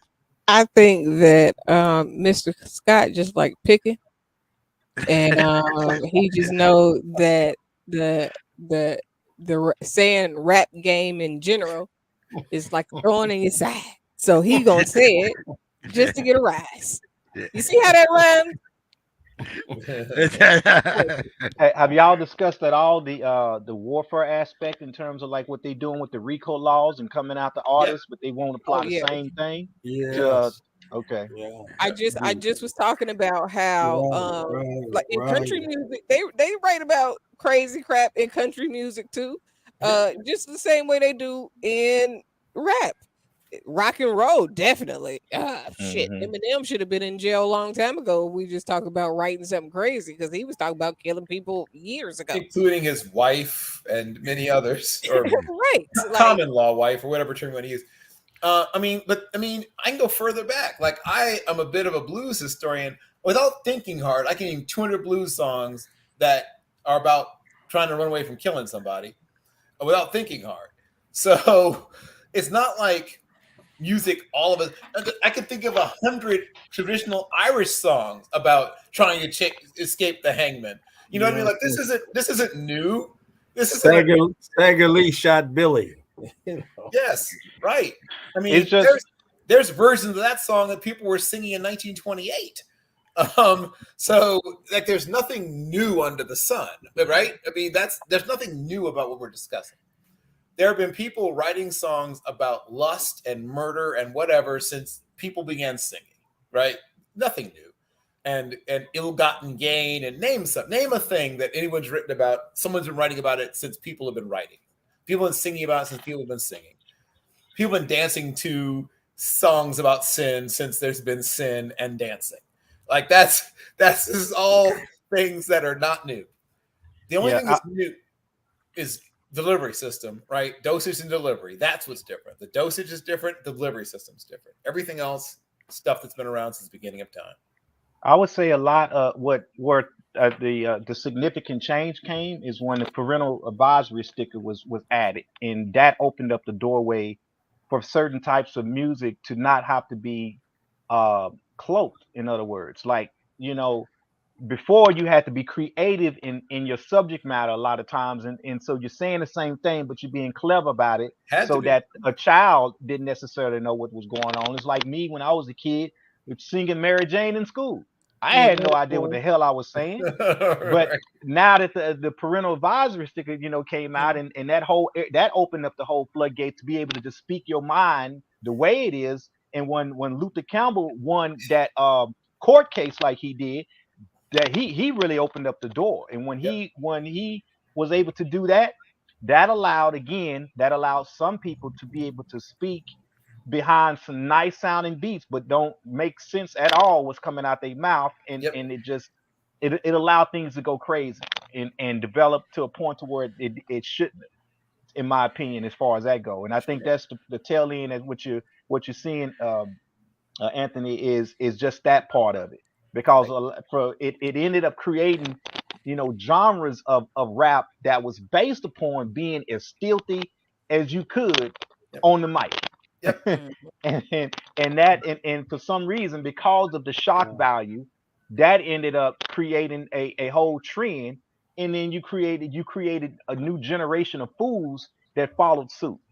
But all that stuff obviously overshadows progressive things that are meant to actually uplift the people. Because we got to take this back to why we have this show in the first place. It's to expose people and talk about how the system is constantly being used to try to oppress us or suppress us. And so there's two sides of that. A lot of times we always talk about oppression, but we don't talk about suppression.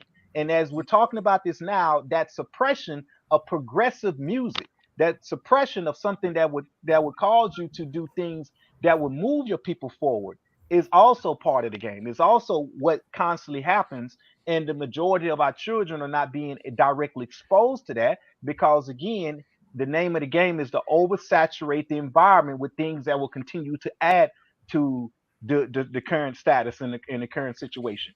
The criminal justice system is built around being able to take you from what, school to prison pipeline. They have to fabricate a music and a fan base that goes right along with it. And think about this. It's like when you look at the internet now, they have this whole position called influencer. That didn't go on in your generation. I mean, right? I mean, think about it. They literally call that you have to be a powerful influencer. And that basically means get somebody to mimic and do what you do and follow you. Right? It doesn't have anything to do with the actual content. The name of the game is to get somebody to spend, to consume their time, being able to be stuck and gravitate toward your content. Yep. And And, so and these are negative aspects of the current industry and the current situation, and why people are so inundated with crap and mess and drama and things that spoil our brain. see, but the last part is then they use in the lyrics. They use in the lyrics to put the rappers in jail, but they're really using the lyrics to get the rappers to turn over and admit guilt. Like you got Yeah. it's a rapper that just got indicted like last year. Dang, I can't think of his name. But he's from New York, and he was not long ago just like, yeah, they gonna everybody once you get caught up, you gonna snitch, you gonna turn over, you gonna and as if I he know was you're in a not talking about that situation. crazy. I know you're not talking about that crazy 6ix9ine fool. Oh, No, it's no, no, no, no, no, Oh, no, okay. no, no, not 6 man. It was the All right. two I gotta look at his Instagram to remember his name, but he's a rapper. He hasn't been out long. He had a couple songs and some guerrilla gang something in New York or whatever, and now he's in jail. And guess what, he just copped a plea deal. That meant he pled guilty to RICO charges. But when you plead guilty to RICO charges, you're implying whatever other shit that they got on whoever else they got in that charge with, because you're saying I'm guilty in relation to whatever it is that's going on, which makes everybody else guilty also. So a lot of this is they're using those lyrics, the same ones that they're encouraging them to write, the ones that they promote the most, and then they're making them flip.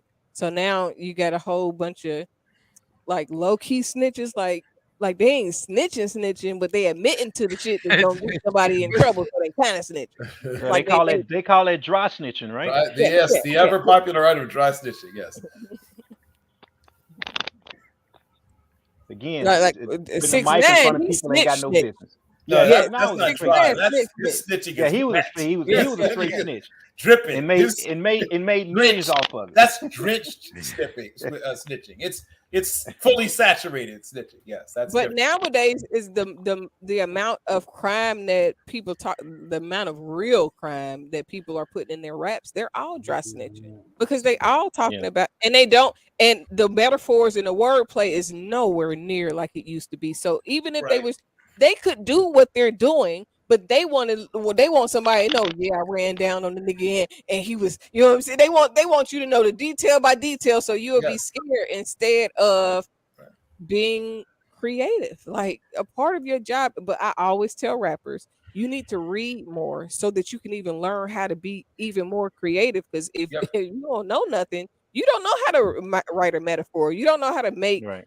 another situation represent something that it's not. Yep. All you know is this is what it is. And a lot of rappers, I mean, at this point, you got books, audio books, and everything else. You can find time to get in more information, but most of them are interested in it because now they're caught up. Now, once you sign that deal, now you obligated to this studio time, these hours, these records. You obligated to so much stuff to pay back those advances to where you just kind of got to do what they tell you to do. Is step and fetch it. Yeah, the thing that you had, even when, you had, I mean, everybody in Wu-Tang read books, right? They might have not have been educated in the sense of, college degrees and whatever, but all those dudes read books, right? Book of the Five Rings and, Sun Tzu. And I mean, they read, right? And Oh obviously a yeah. bunch of comic books and other stuff too, but they read, all of them read.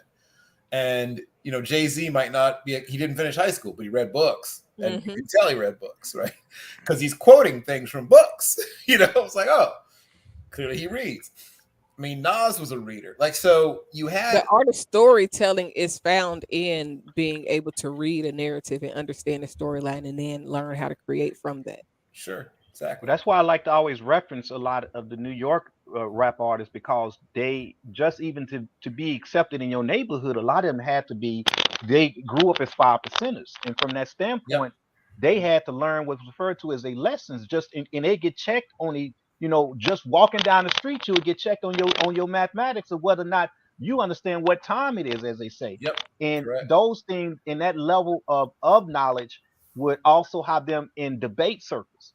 So they would sit up and debate and talk about a lot of the things that which required you to read books, Yep. and then they go to their pen and pad. So it was already a part of their lifestyle. So they rejected, a lot of times they rejected mainstream education because they were drawn toward the suppressed education of Correct. what it is, what's used to keep black folks down. And those are the things that they grew and built upon. And so a lot of times they lyrics reflect that. A lot of times their names reflect that. Yep. In just the names that they use in the hip hop culture. One names like You God. Think about that. Right. He's referencing, a certain level of respect that you must command based upon your recognition of what true spirituality is. And Yep. so when you take something like that and you take that way of life and you compare it to somebody on the West Coast where weed was legal, okay, where they was part, where you was part of the gang mentality, and you idolizing the OGs like Ice T, who was able to talk about 6 in the morning and put certain things in a route based upon time that I've already served. Well, Mm. now when cats start rapping about what they did that got them caught and being able to flip that and make it strong, now when they up the level, it's like, well, shoot, I'm gonna talk about it before I get caught. Mm. and, And that's and, and, stupid. So, and next thing you know, it takes they gonna off in the wrong direction. mhm.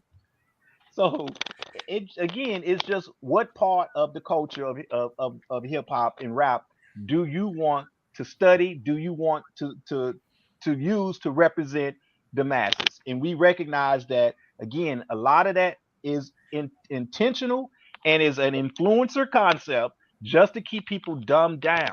So we can't allow our folks to be, caught up in the fact that this is the true representation.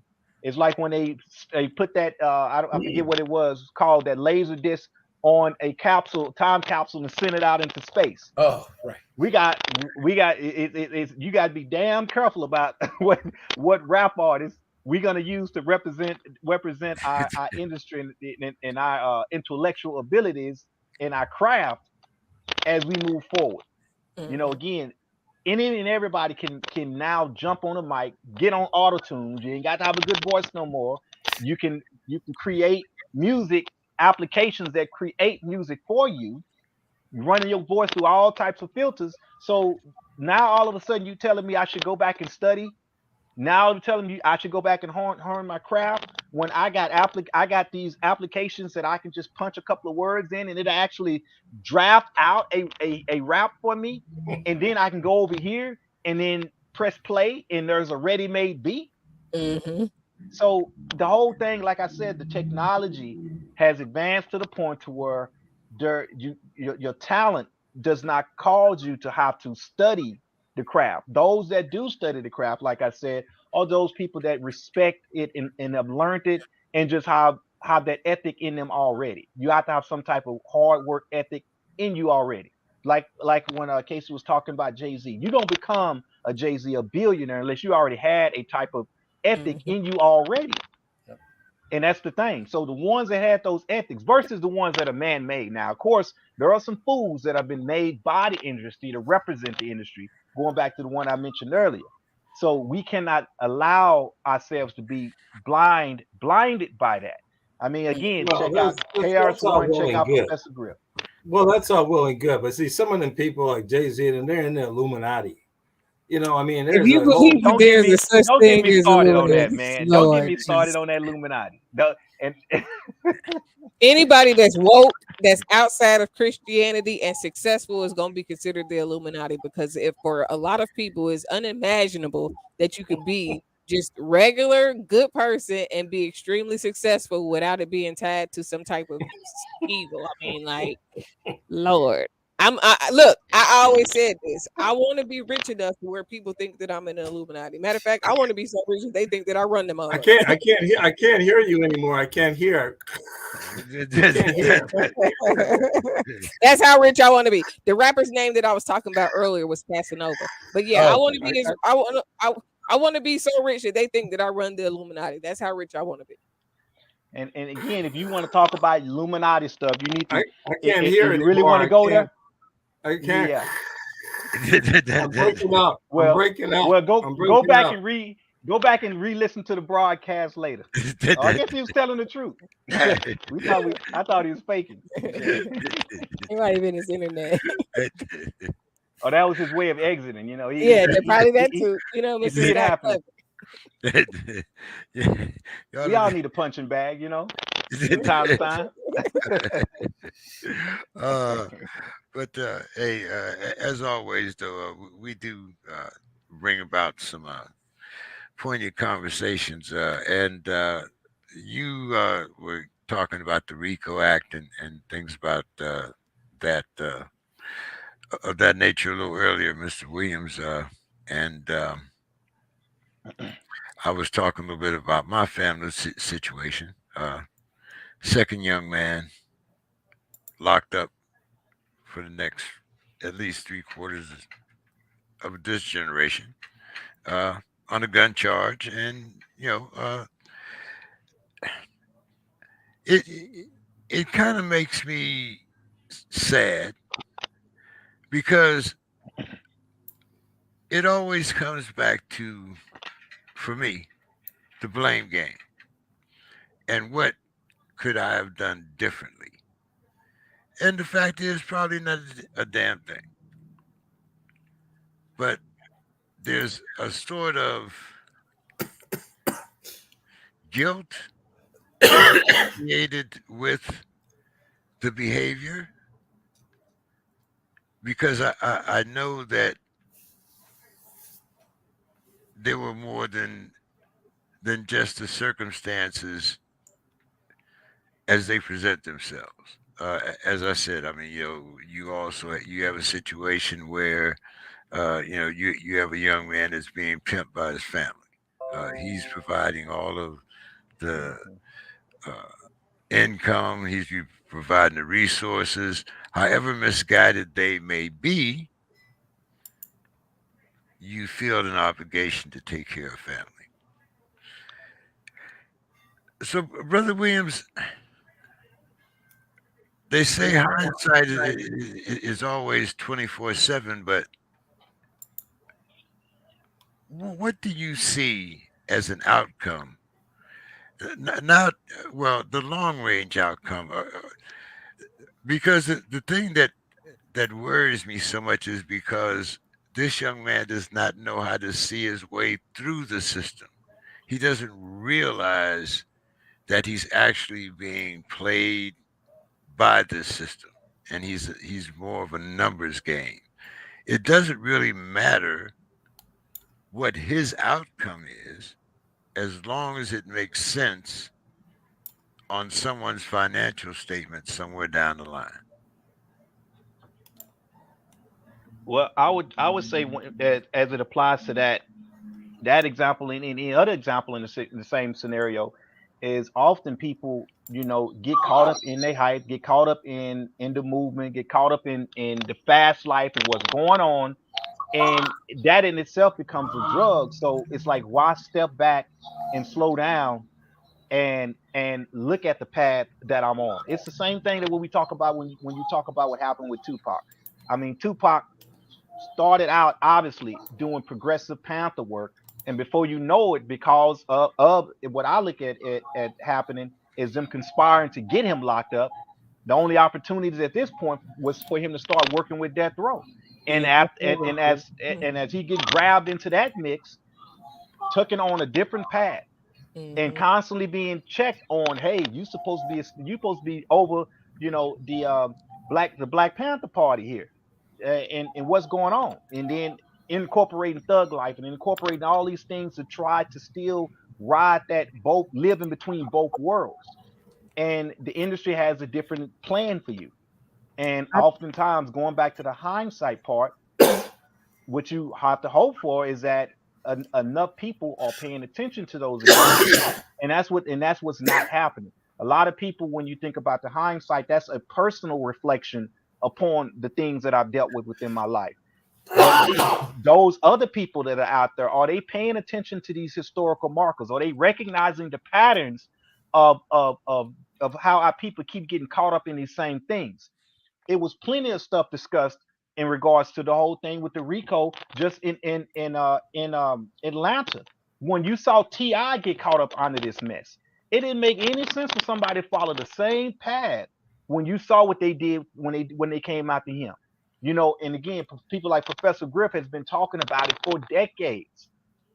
So, hey, and warning young rappers, check this out. This is what's going to happen. This is what they're going to do to you, and folks not paying attention. Again, when you deal with people that are pulled into something but don't have the background about themselves that actually make them, smart in terms of navigating the field of the industry, navigating the field of how you can be used as a tool.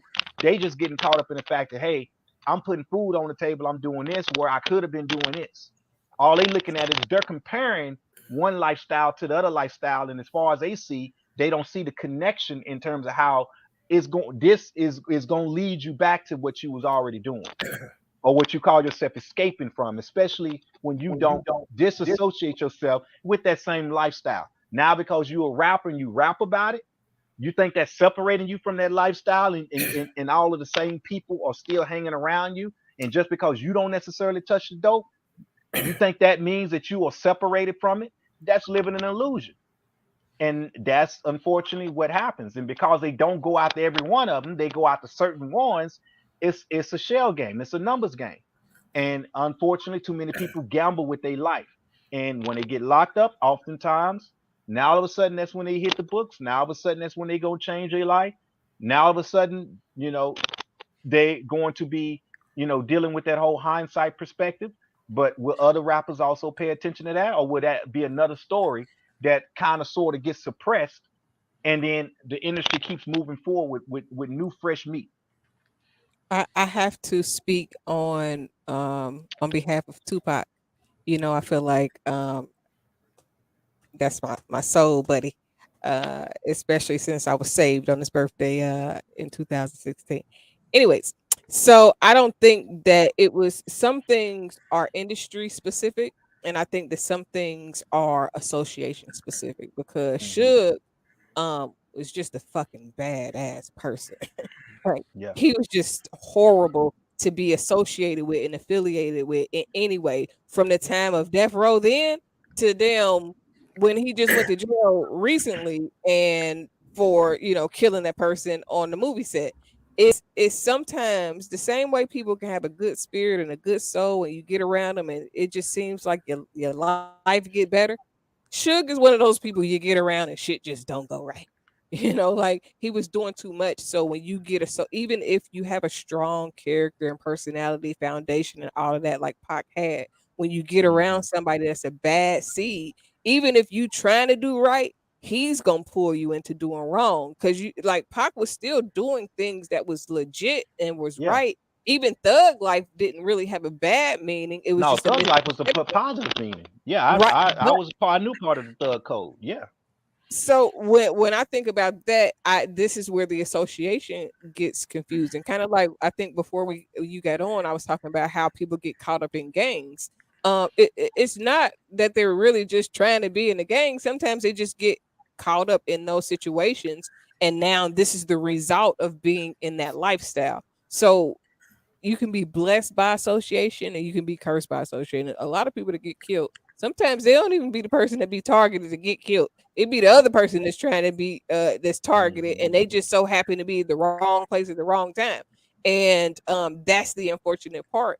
But in the industry, any type of entertainment, whether it is sports and or other, it is important to watch who you associate with. This is going to be my final thoughts because a lot of times I just was listening to somebody say today, well, if you messing with somebody and they ain't had a friend, they ain't got 10-year friendship strong or something like that, then something wrong with that person. No, you grow up, you outgrow people, you Right. mature, you sometimes you have, oh wait, those friends that you're trying to keep for forever is the people that's slowing you down, tearing you down, and messing you up.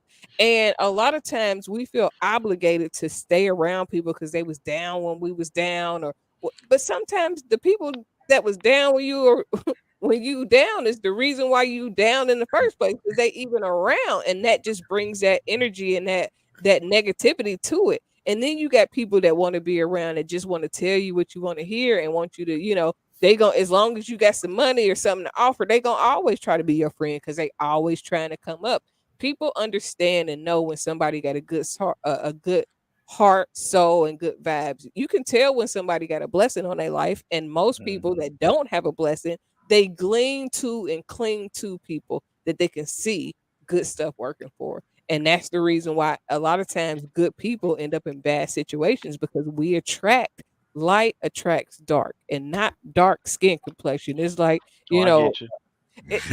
it's oh, the shine within you, the sun rays that keep your pigment the way it's supposed to be, that attract people that they ain't got nothing going for themselves. They ain't never heard nothing good. They ain't never felt nothing good. They've been treated bad.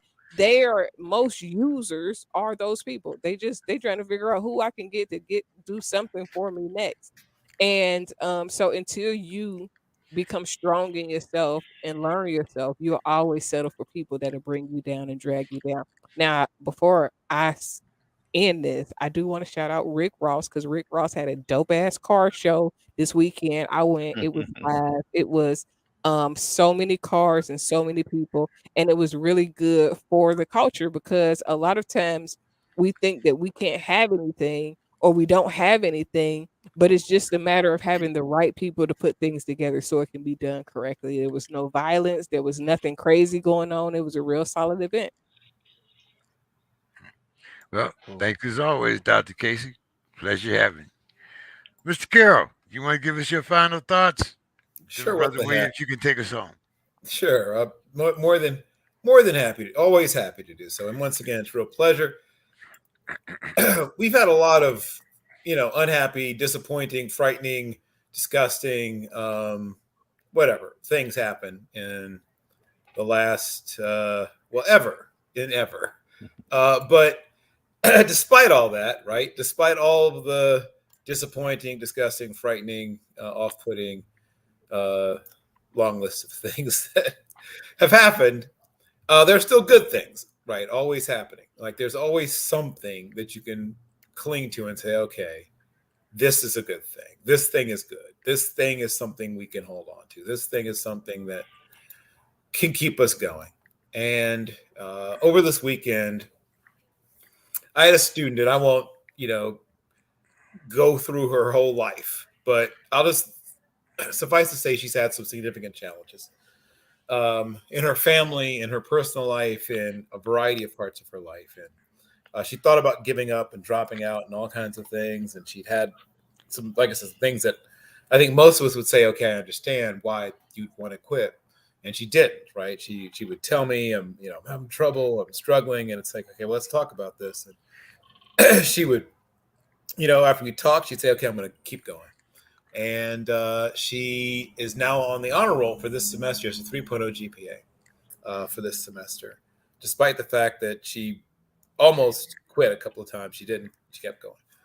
And every once in a while, you start to wonder, because it's the whole, like the Sisyphus, right? You're pushing the rock up the hill, and then eventually the rock rolls back down. You have to go back down and push it up the hill again.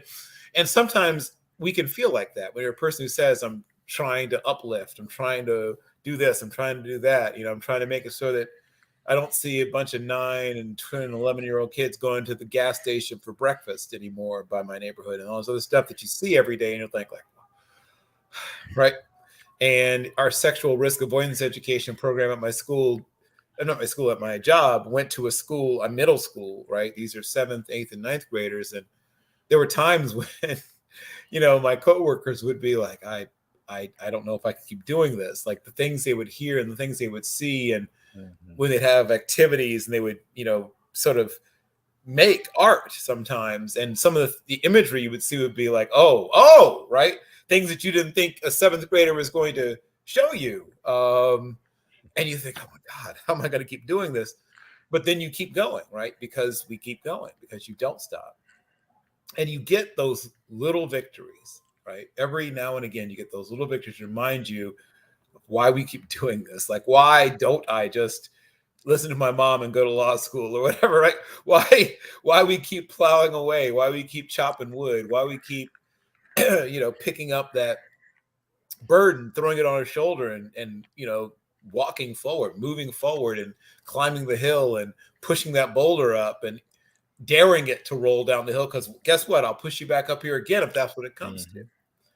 And so when you get those little victories, you have to remind yourself, like, this is why I do this. This is why I left corporate America. This is why I left all these things that people thought I was a fool for leaving. And, I'm not a 2-star general or whatever else, all those things that people told me I'd be able to do if I just followed the plan that other people said I should follow, and all of the crap. And so you get, do I lose more often than I win? Yeah, I'll be honest with you. I probably have more bad days than good, but the good days, when they come, remind you, okay, right. This is why I do this. And, I'm not a superhero. I'm not a messiah. I'm not Malcolm X. I'm not Martin Luther King. I'm not Medgar Evers. Hell, I'm not Fannie Lou Hamer. But there's these things that happen every now and again, that make you realize that it's not about being on a stamp or a statue or being in a history book. It's the fact that you did something that will help this person not only change their own life, but the life of their entire family, right? Once you have reached this one person and they've gone from the path they were on to this new path that's going to allow them to build something that will last in their own lives and show the rest of the people that they have, that they speak. The term influencer was used, and unfortunately we come to think of people like Paris Hilton, the Kardashians, but like other people can be influencers too. Right. There's other ways to be an influencer. You might not get an MTV special the way that I'm talking about, right? You might not get a signature fragrance the way that I'm talking about, or your own clothing line the way that I'm talking about. But there's a way to be an influencer that will change things, that will last beyond somebody's fragrance, somebody's clothing line, somebody's how-to book of life hacks or whatever. Oh God, I hate that term. But there's a way to, even when it feels like you can't, like it's not going to work, like this isn't going to happen, if you keep going, and if you keep just saying, you kicked my ass today, life, but tomorrow I'll be here again and we'll see who wins. If you just are able to keep going, it's quite surprising what you can accomplish. And so I think about this one particular student that managed to overcome a bunch of things that came up in her life in the last year or so and got a 3.0 GPA despite wanting to quit many, many times. So that's my final thought. And I hope all of you have some little wins that keep you going as well. Take us on, Brother Williams. Well, I just like to continue to remind the audience that the idea here is that we are all a part of something that is working toward a better social progression for our people. And like even what Bill was saying, despite all of a lot of the negativity that gets, you know, promoted by lifestyles, the industry, and so on and so forth, the real deal here is that there's no shortcut to being able to move forward and guide your people on a progressive path. It's like that example of pushing that boulder up the hill. That's what we talk about when we talk about revolutionary suicide. It's the idea that you must be crazy to try to do not only do things just to help your family, your immediate family, but you want to try to help other folks. You're in. That's almost considered to be insane from most people's perspective and standards. We need more folks to recognize that we have to be out for helping our population, helping our people, helping the community. We can't just simply focus on the individuality of things and only your immediate family, but it's about moving our people forward collectively and moving society forward as a collective. I always like to also reflect on the fact that we owe it to each other to make each other accountable for our life and the life of others. Why do I say that? Because if we continue to let things move in the fascist direction that it's moving now, the entire world population is at stake. The world is being eroded by the processes in which most people operate from on this planet in terms of consumption, in terms of the status quo, in terms of just the waste that we put out, in terms of us just not being accountable for each other. And within the black community, we must build an actual community. We must actually see to it that there is this such concept called the circulation of the dollar that doesn't even really exist in our community right now at this point. And we have to make these changes. And there's no shortcut to making these changes. It requires people to really grow through your life. Our emotional body must match our physical and our intellectual body as people as we progress. And we must not allow ourselves to be inundated by any and everything that can persuade us and occupy our time, occupy our energy, occupy our intellect and our intelligence and our ability to help others. So we must build an appetite for progressive building of a collective environment. And if you don't take away nothing else from the messages that we're given, it's that figure out a way to dig inside of yourself and be a better person and be a better version of yourself and look for that to be a lifestyle. That's the point. Not because you're trying to make more money, going back to what Bill was talking about, but because it's just for the better value of a life, a better meaning of a life. What are you doing to contribute to the betterment of the world and changing the path that the world is on currently on? So we have to look at that and we have to save this planet for the future generations and stop looking at things as only being what I can do now for myself, but look to the next generation. It's about feeding the next generation what they need in order to be able to pass the baton properly and also reconnect the generations so that we don't get lost upon each other's victories and in each other's successes and have a historical point of view of how things happen so that you can see these same patterns and avoid the same mistakes. Well, hope everyone had a great show tonight.